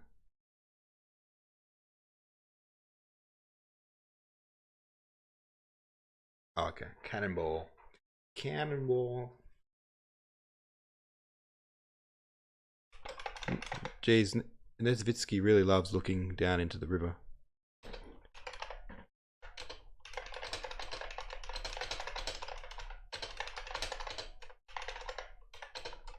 Nesvitsky.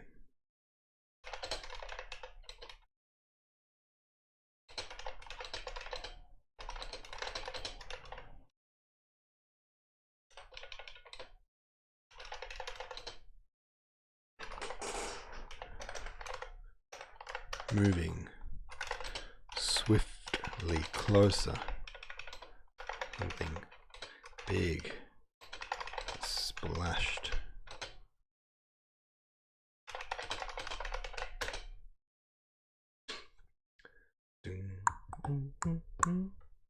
We're more than halfway through this chapter. Hell yeah. Oh, there's going to be bedlam now. A bloody cannonball just splashed down. Just see where it carries to, a soldier nearby said sternly, looking around us. Just see where it carries to. Just see where it carries to.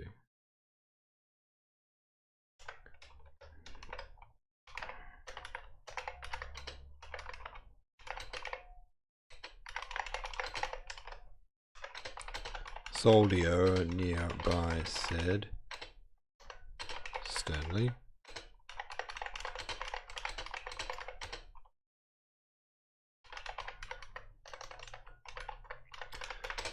Nearby. No.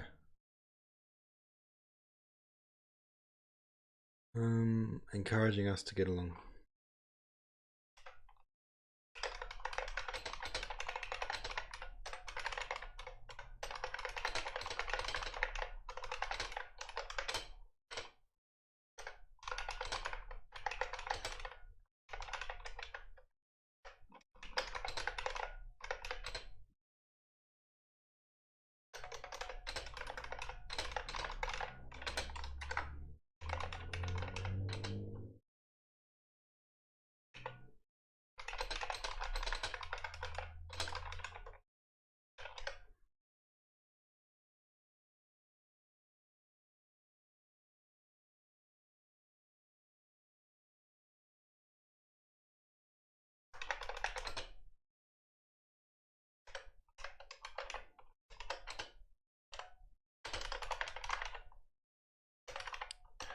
Cossack, my horse, he said. Now, oi, you there.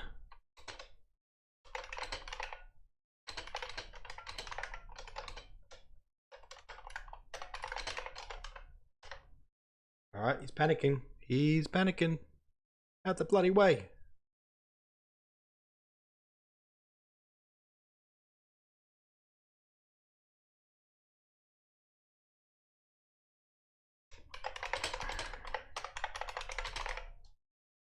Out the bloody way, move it. With great difficulty he managed to get to his horse. To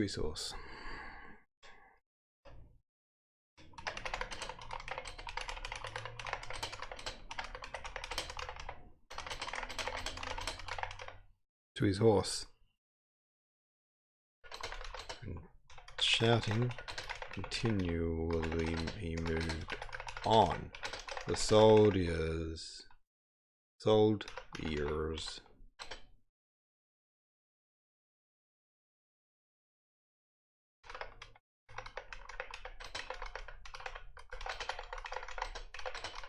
Way for him, but again thronged in on him.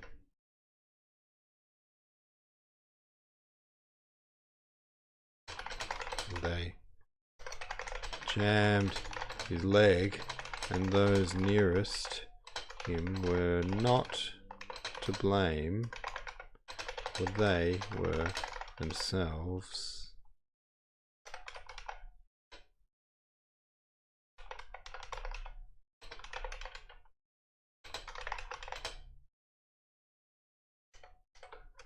being shoved even harder from behind.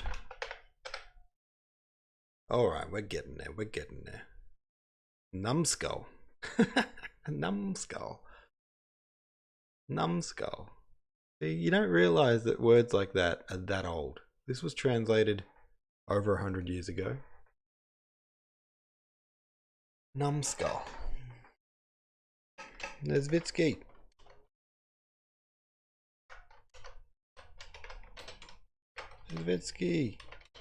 You dickhead. Came a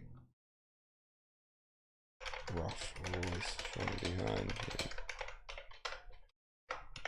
Looked round and saw some 15 paces back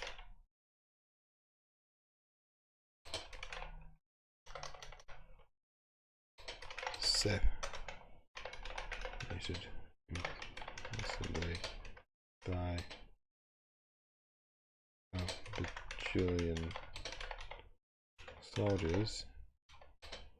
Vaska Denisov.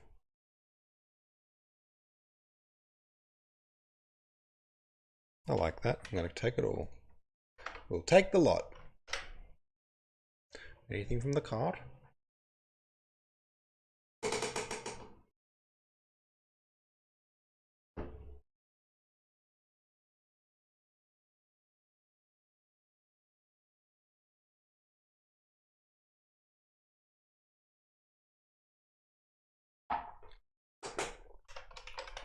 Tell these bastards, these pricks, no. Shouted Denisov.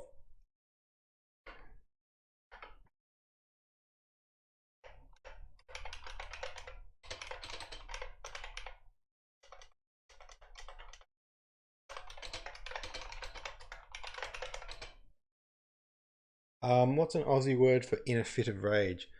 Like pissed off his rocker, off his chops.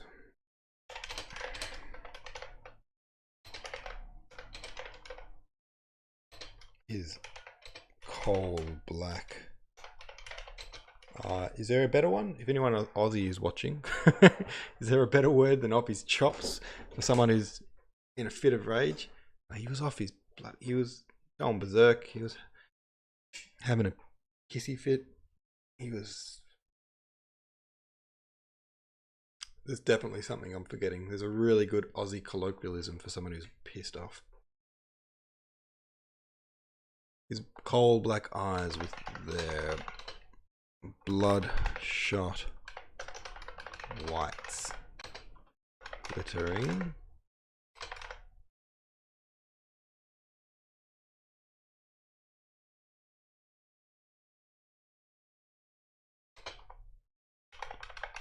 Nice.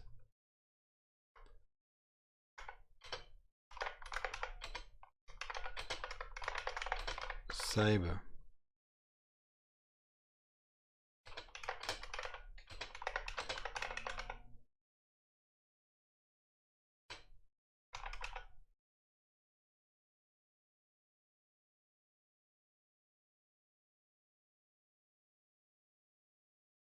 His face is red too.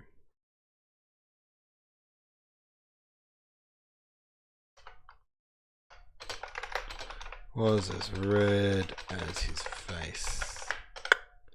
Hey, Vasca. Hey. Vasca. What's up with you?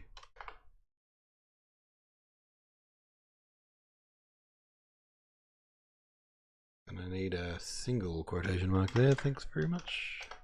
And one there. And one there.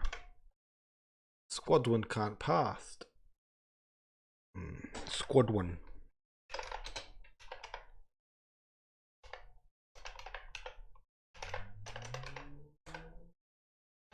No, that's weird.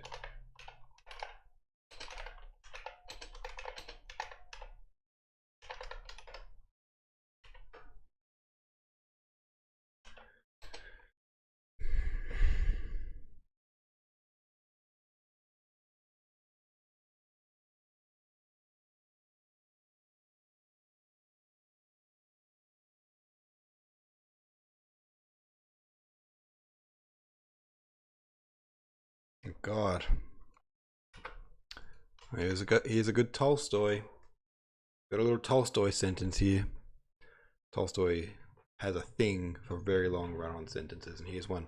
The squadron can't pass, shouted Vaska Denisov, showing his white teeth fiercely and spurring his black thoroughbred Arab, which twitched its ears as the bayonets touched it and snorted, spurting white foam from his bit, tramping the planks of the bridge with his hooves and apparently ready to jump over the railings had his rider let him.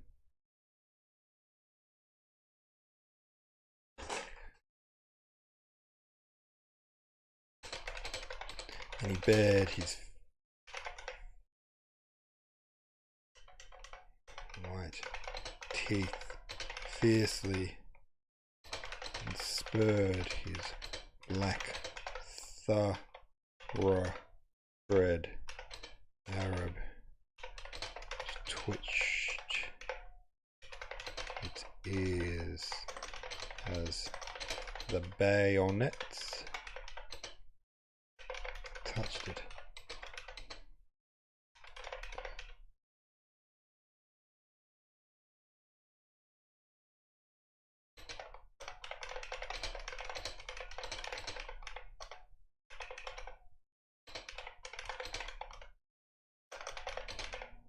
Its bit.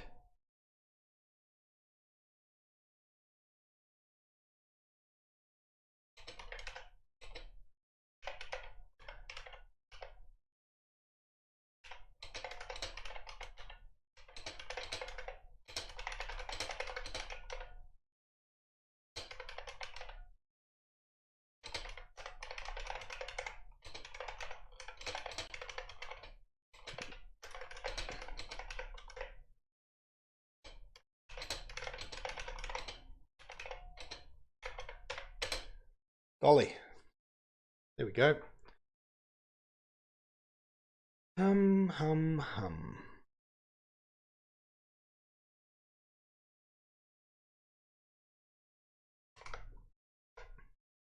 Back in a mo. What am I doing? Back in a mo.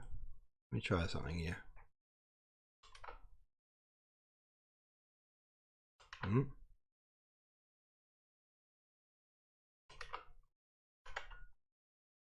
This one.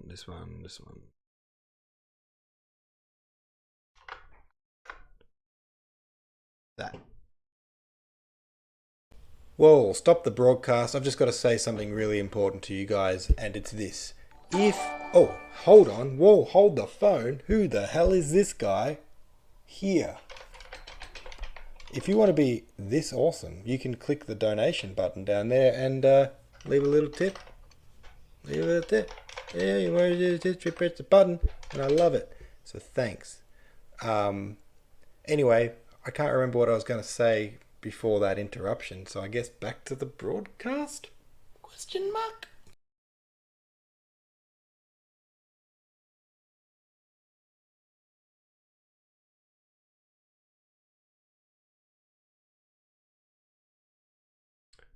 Oh, that was fun.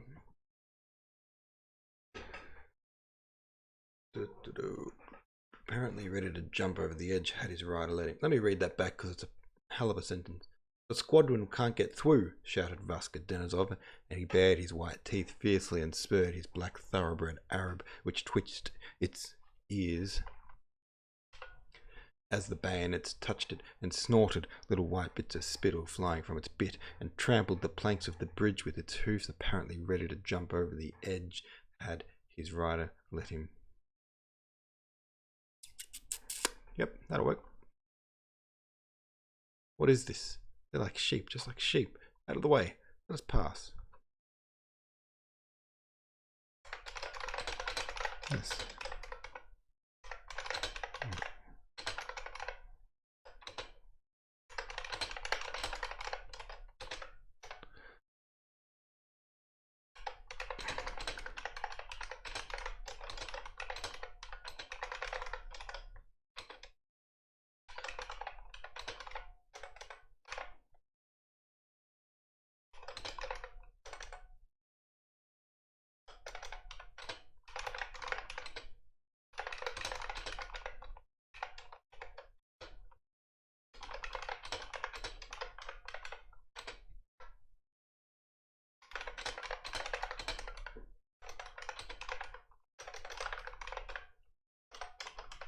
He shouted, actually drawing his saber.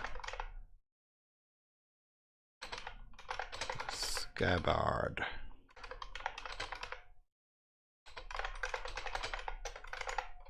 What a maniac.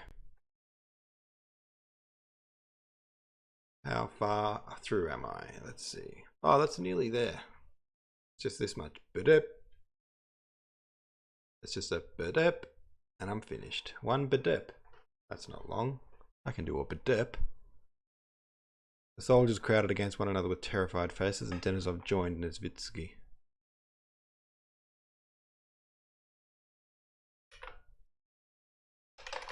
Soldiers themselves and her.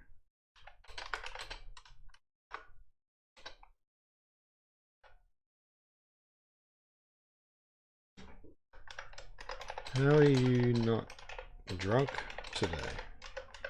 Said. Oh, there's going to be so much copy pasting here because I've got to get the names across. How are you? How is it? How's it you're not drunk today? How are you not drunk today? Gotta go. Siddharth. Cool man. Hand gesture.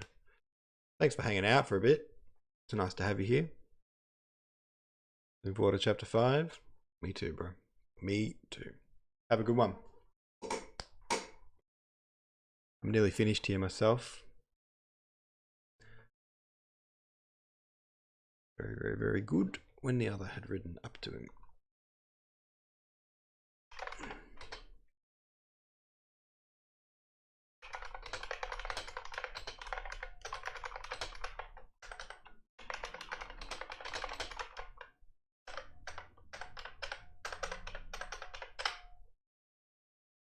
Yeah.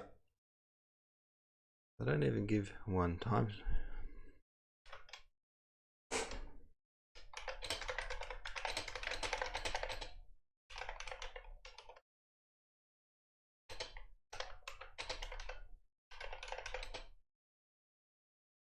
Vaska Denisov.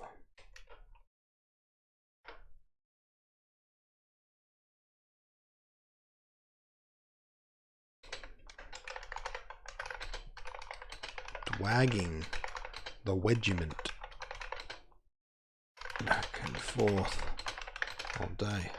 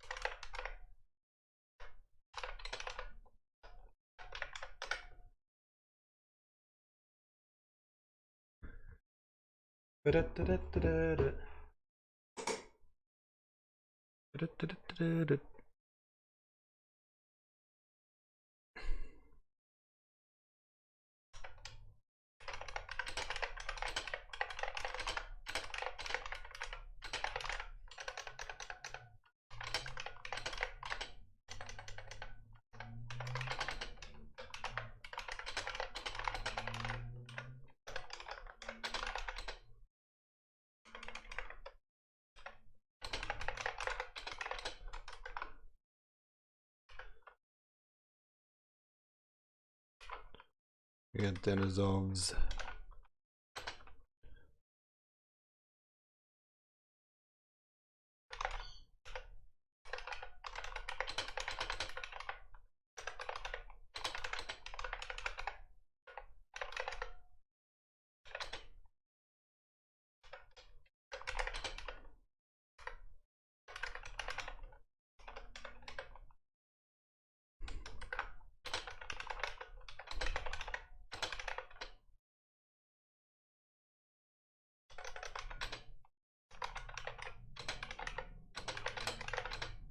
Saber Tash.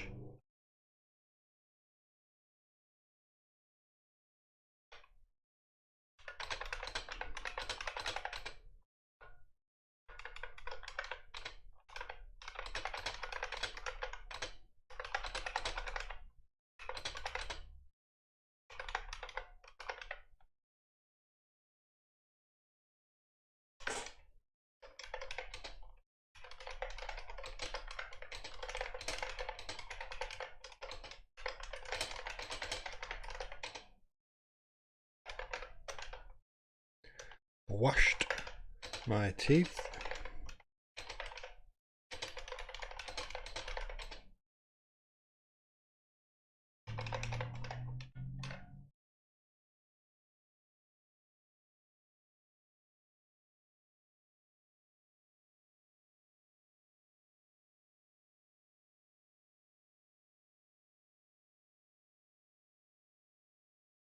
All right, we're nearly there. In fact, if I scroll, nearly at the page, nearly at the end of the page. The imposing figure of Nesvitsky, followed by his Cossack, and the determination of Denisov, who flourished his sword and shouted frantically, had such an effect that they managed to squeeze through to the farther side of the bridge and stopped the infantry. Beside the bridge, Nesvitsky found the colonel, to whom he had to deliver the order, and having done this, he rode back. Rode back? He just crossed the bridge and has to go back the other way? Can't you just shout the message? Maybe it doesn't mean back across the bridge.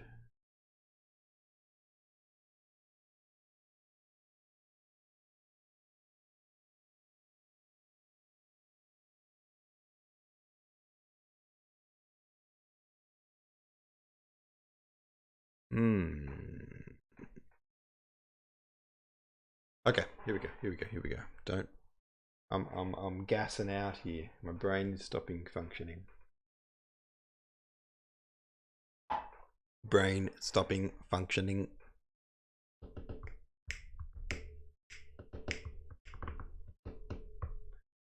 Alright, brain. Here we go. Don't fail me now.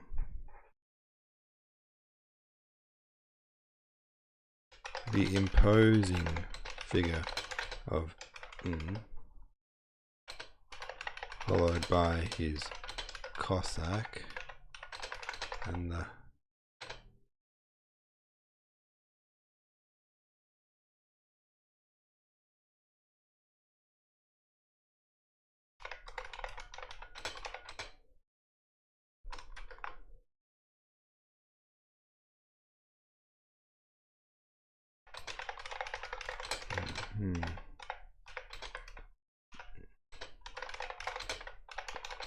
Maniac had such an effect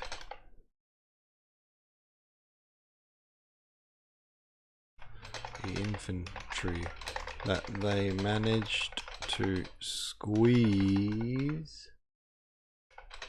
their way through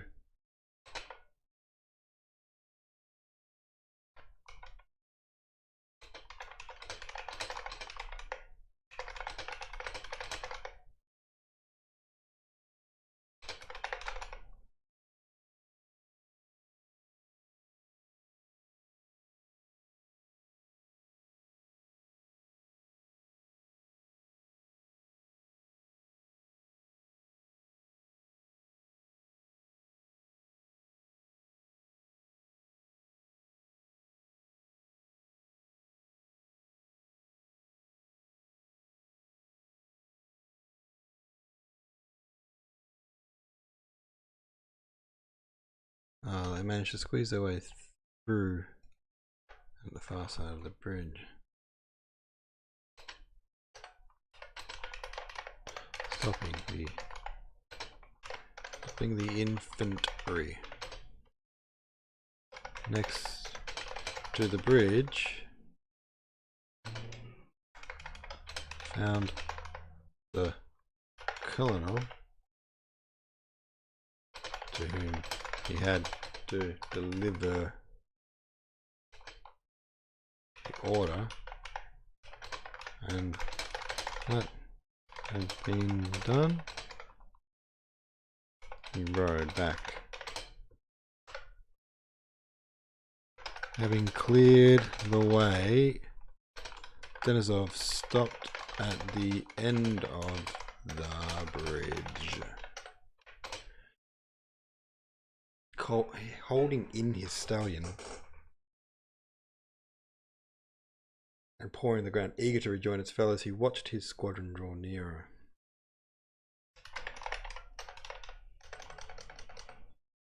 Carelessly holding in his stallion that was neighing and pawing the ground, eager to rejoin one of the horses. He watched his squad run.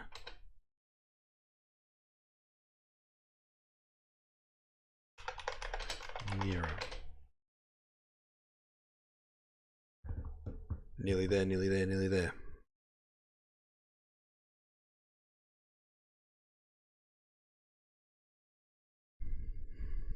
Then the clang of hooves, as of several horses galloping, resounded on the planks of the bridge.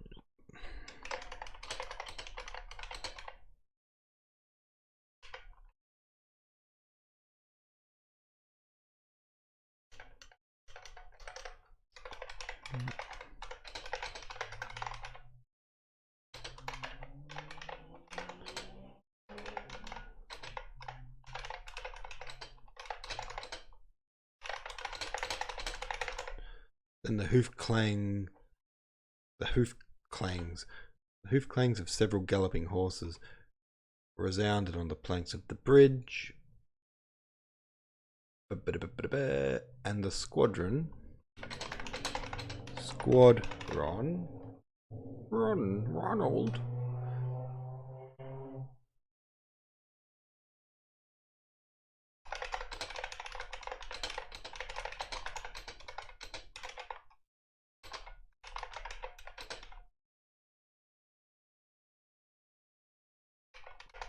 tread across the bridge and started filing out onto his side of it. Filing?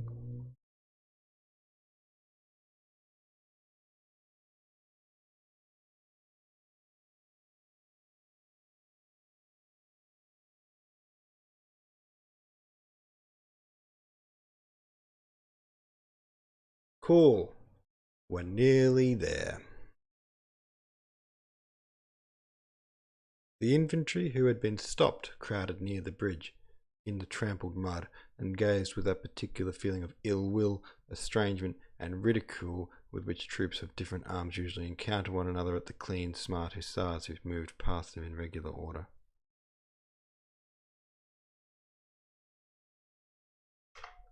Yeah, cool. The infant who had been stopped crowded near the bridge in the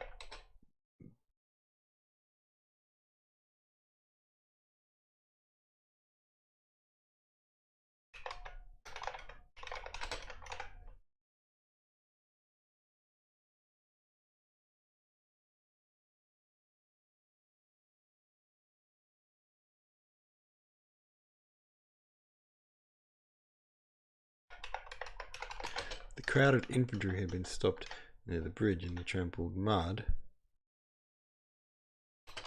gazed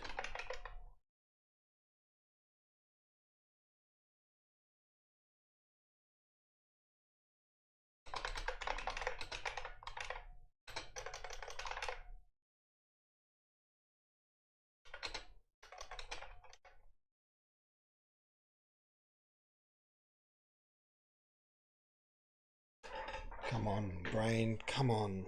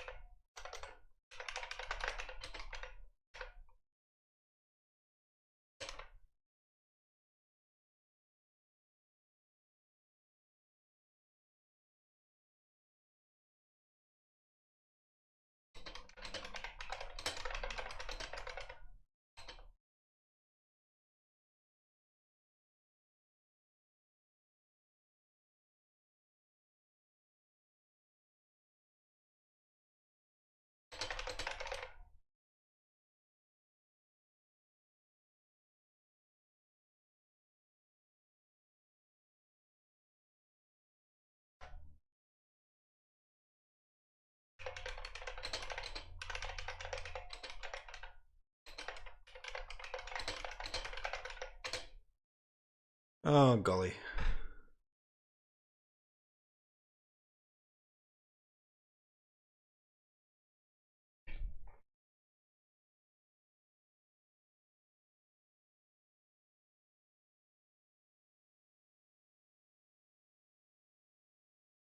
I'm going to rearrange it.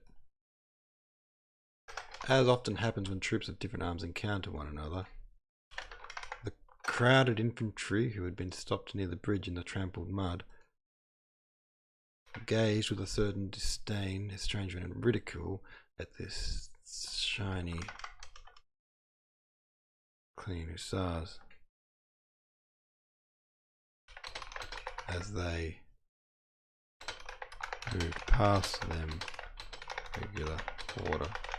As often happens when troops of different arms encounter one another, the crowded infantry who had been stopped near the bridge in the trampled mud gazed with a certain disdain, estrangement, and ridicule at the shiny, clean hussars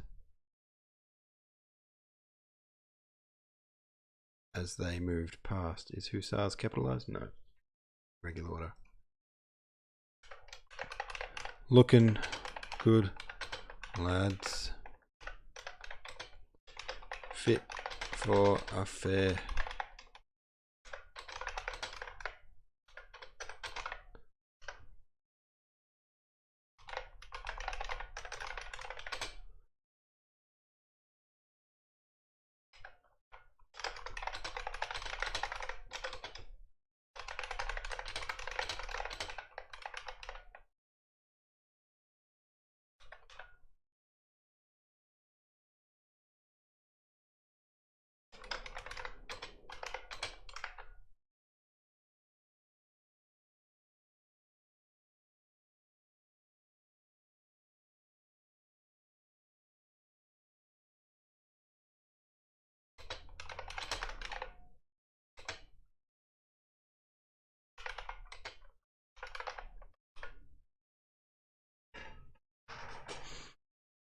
Remarked another.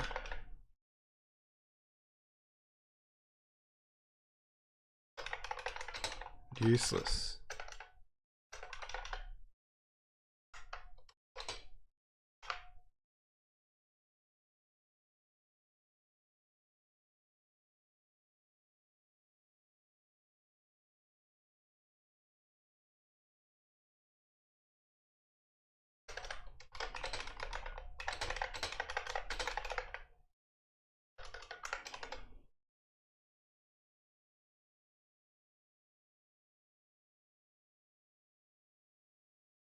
Marked another. Oh, I'm so close now. My brain isn't working anymore, but I'm so close. And when I'm finished, I'll be very proud of it. Don't kick up the dust, you infantry, jested an hussar whose prancing horse had splashed mud over some foot soldiers.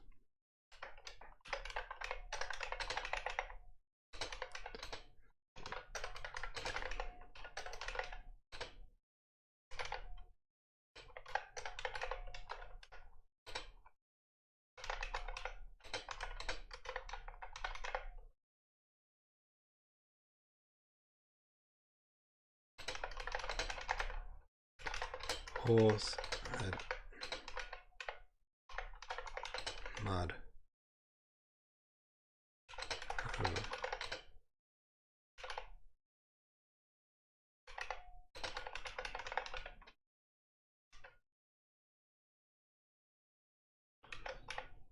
To see you on a 2-day march with a nap.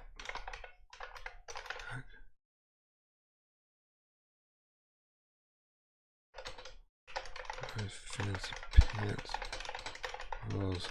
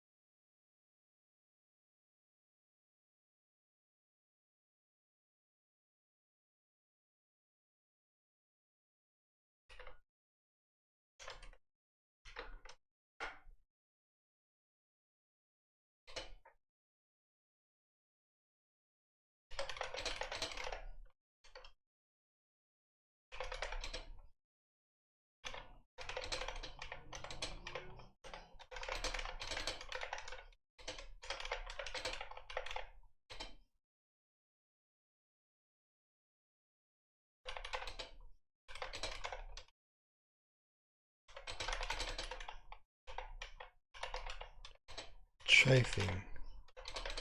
Thin little ninja.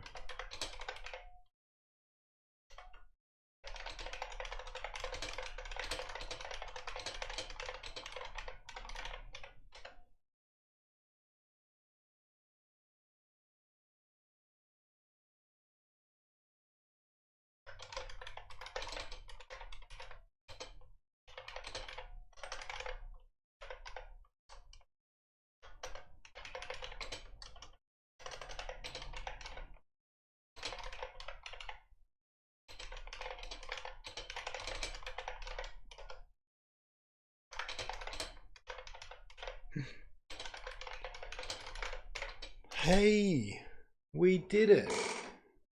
And by we, I mostly mean me, although you guys did help. Shove a stick up your ass, that'll suit you for a horse, the hussar shouted back. Little creative license there. The character did not say to shove a stick up his ass. Whoa. Whoa. Okay. Tomorrow's chapter is a long chapter. That's cool. Nope. That one. That's okay. I'm going to get started on it off stream so I don't have to do the whole thing on stream. This has been a long ass stream. So thanks for those who tuned in. Thanks for those who watched the playback of this for no reason I can discern. But hey, if you do, you do. So cool. Love you for that, bro. Cool. I'll be back tomorrow for another chapter. I'll be back tonight for the podcast. I'll see you shortly. Oh, if you've just joined in, I'm just finishing up. Sorry, I've just finished chapter 7. It ends like this. Take a stick between your legs. That'll suit you for a horse. The hussar shouted back. Shove a stick up your ass. That'll suit you for a horse. The hussar shouted back. The end of this chapter, I'll stick around for a minute, ends with these soldiers, foot soldiers. They're all dirty, covered in mud. They've been trying to cross this bridge for ages.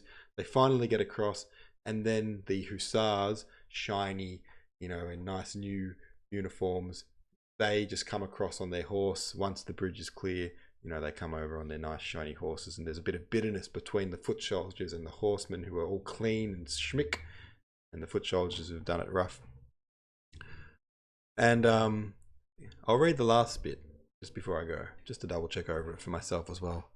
The infantry, who had been stopped, crowded near the bridge in the trampled mud, gazed with a particular feeling of ill will, estrangement, and ridicule with which troops of different arms usually encounter one another at the clean, smart hussars who moved past them in regular order. Smart lads, only fit for a fair, said one. What good are they? They're led about just for show, remarked another. Don't kick up the dust, you infantry, jested an hussar, whose prancing horse had splashed mud over some foot soldiers. I'd like to put you on a 2 days' march with a knapsack. Your fine cords would soon get a bit rubbed, said an infantryman, wiping the mud off his face with his sleeve. Perched up there, you're more like a bird than a man. There now, Zikin, they ought to put you on a horse. You'd look fine, said a corporal, chafing a thin little soldier who bent under the weight of his knapsack. Take a stick between your legs, that'll suit you for a horse, the hussar shouted back. Chafing. Define chafing. I'm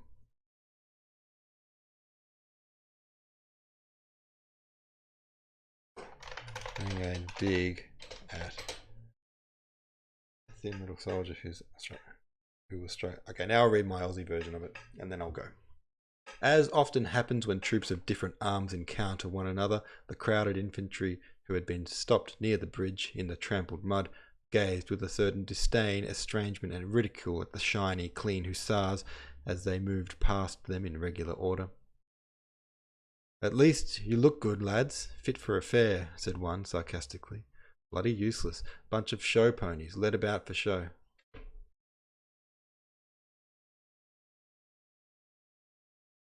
Woohoo! Don't you lads look nice? Woohoo! Don't you lads look nice? Fit for a fair, said one sarcastically. That's better. Bloody useless, bunch of show ponies, led about for show, remarked another. Don't stir up any dust, you lot, jested a hussar, whose prancing horse had splashed mud over some foot soldiers. Like to see you on a 2-day march with a knapsack. Those fancy pants of yours would soon get a bit rubbed, said an infantryman, wiping the mud off his face with his sleeve. Look at you perched up there. You're more like a bird than a man. Come on now, Zykin. They ought to get you a horse. You'd look good on one, said a corporal, having a dig at a thin little soldier who was struggling under the weight of his knapsack. Shove a stick up your ass, that'll suit you for a horse, the hussar shouted back. And end of chapter 8. If you've just joined me, sorry that that I'm going now, but thanks for checking it out. Hit subscribe, ding the bell. I'll be back online tomorrow to do chapter 8, and we'll take it from there. Hey, thanks for checking.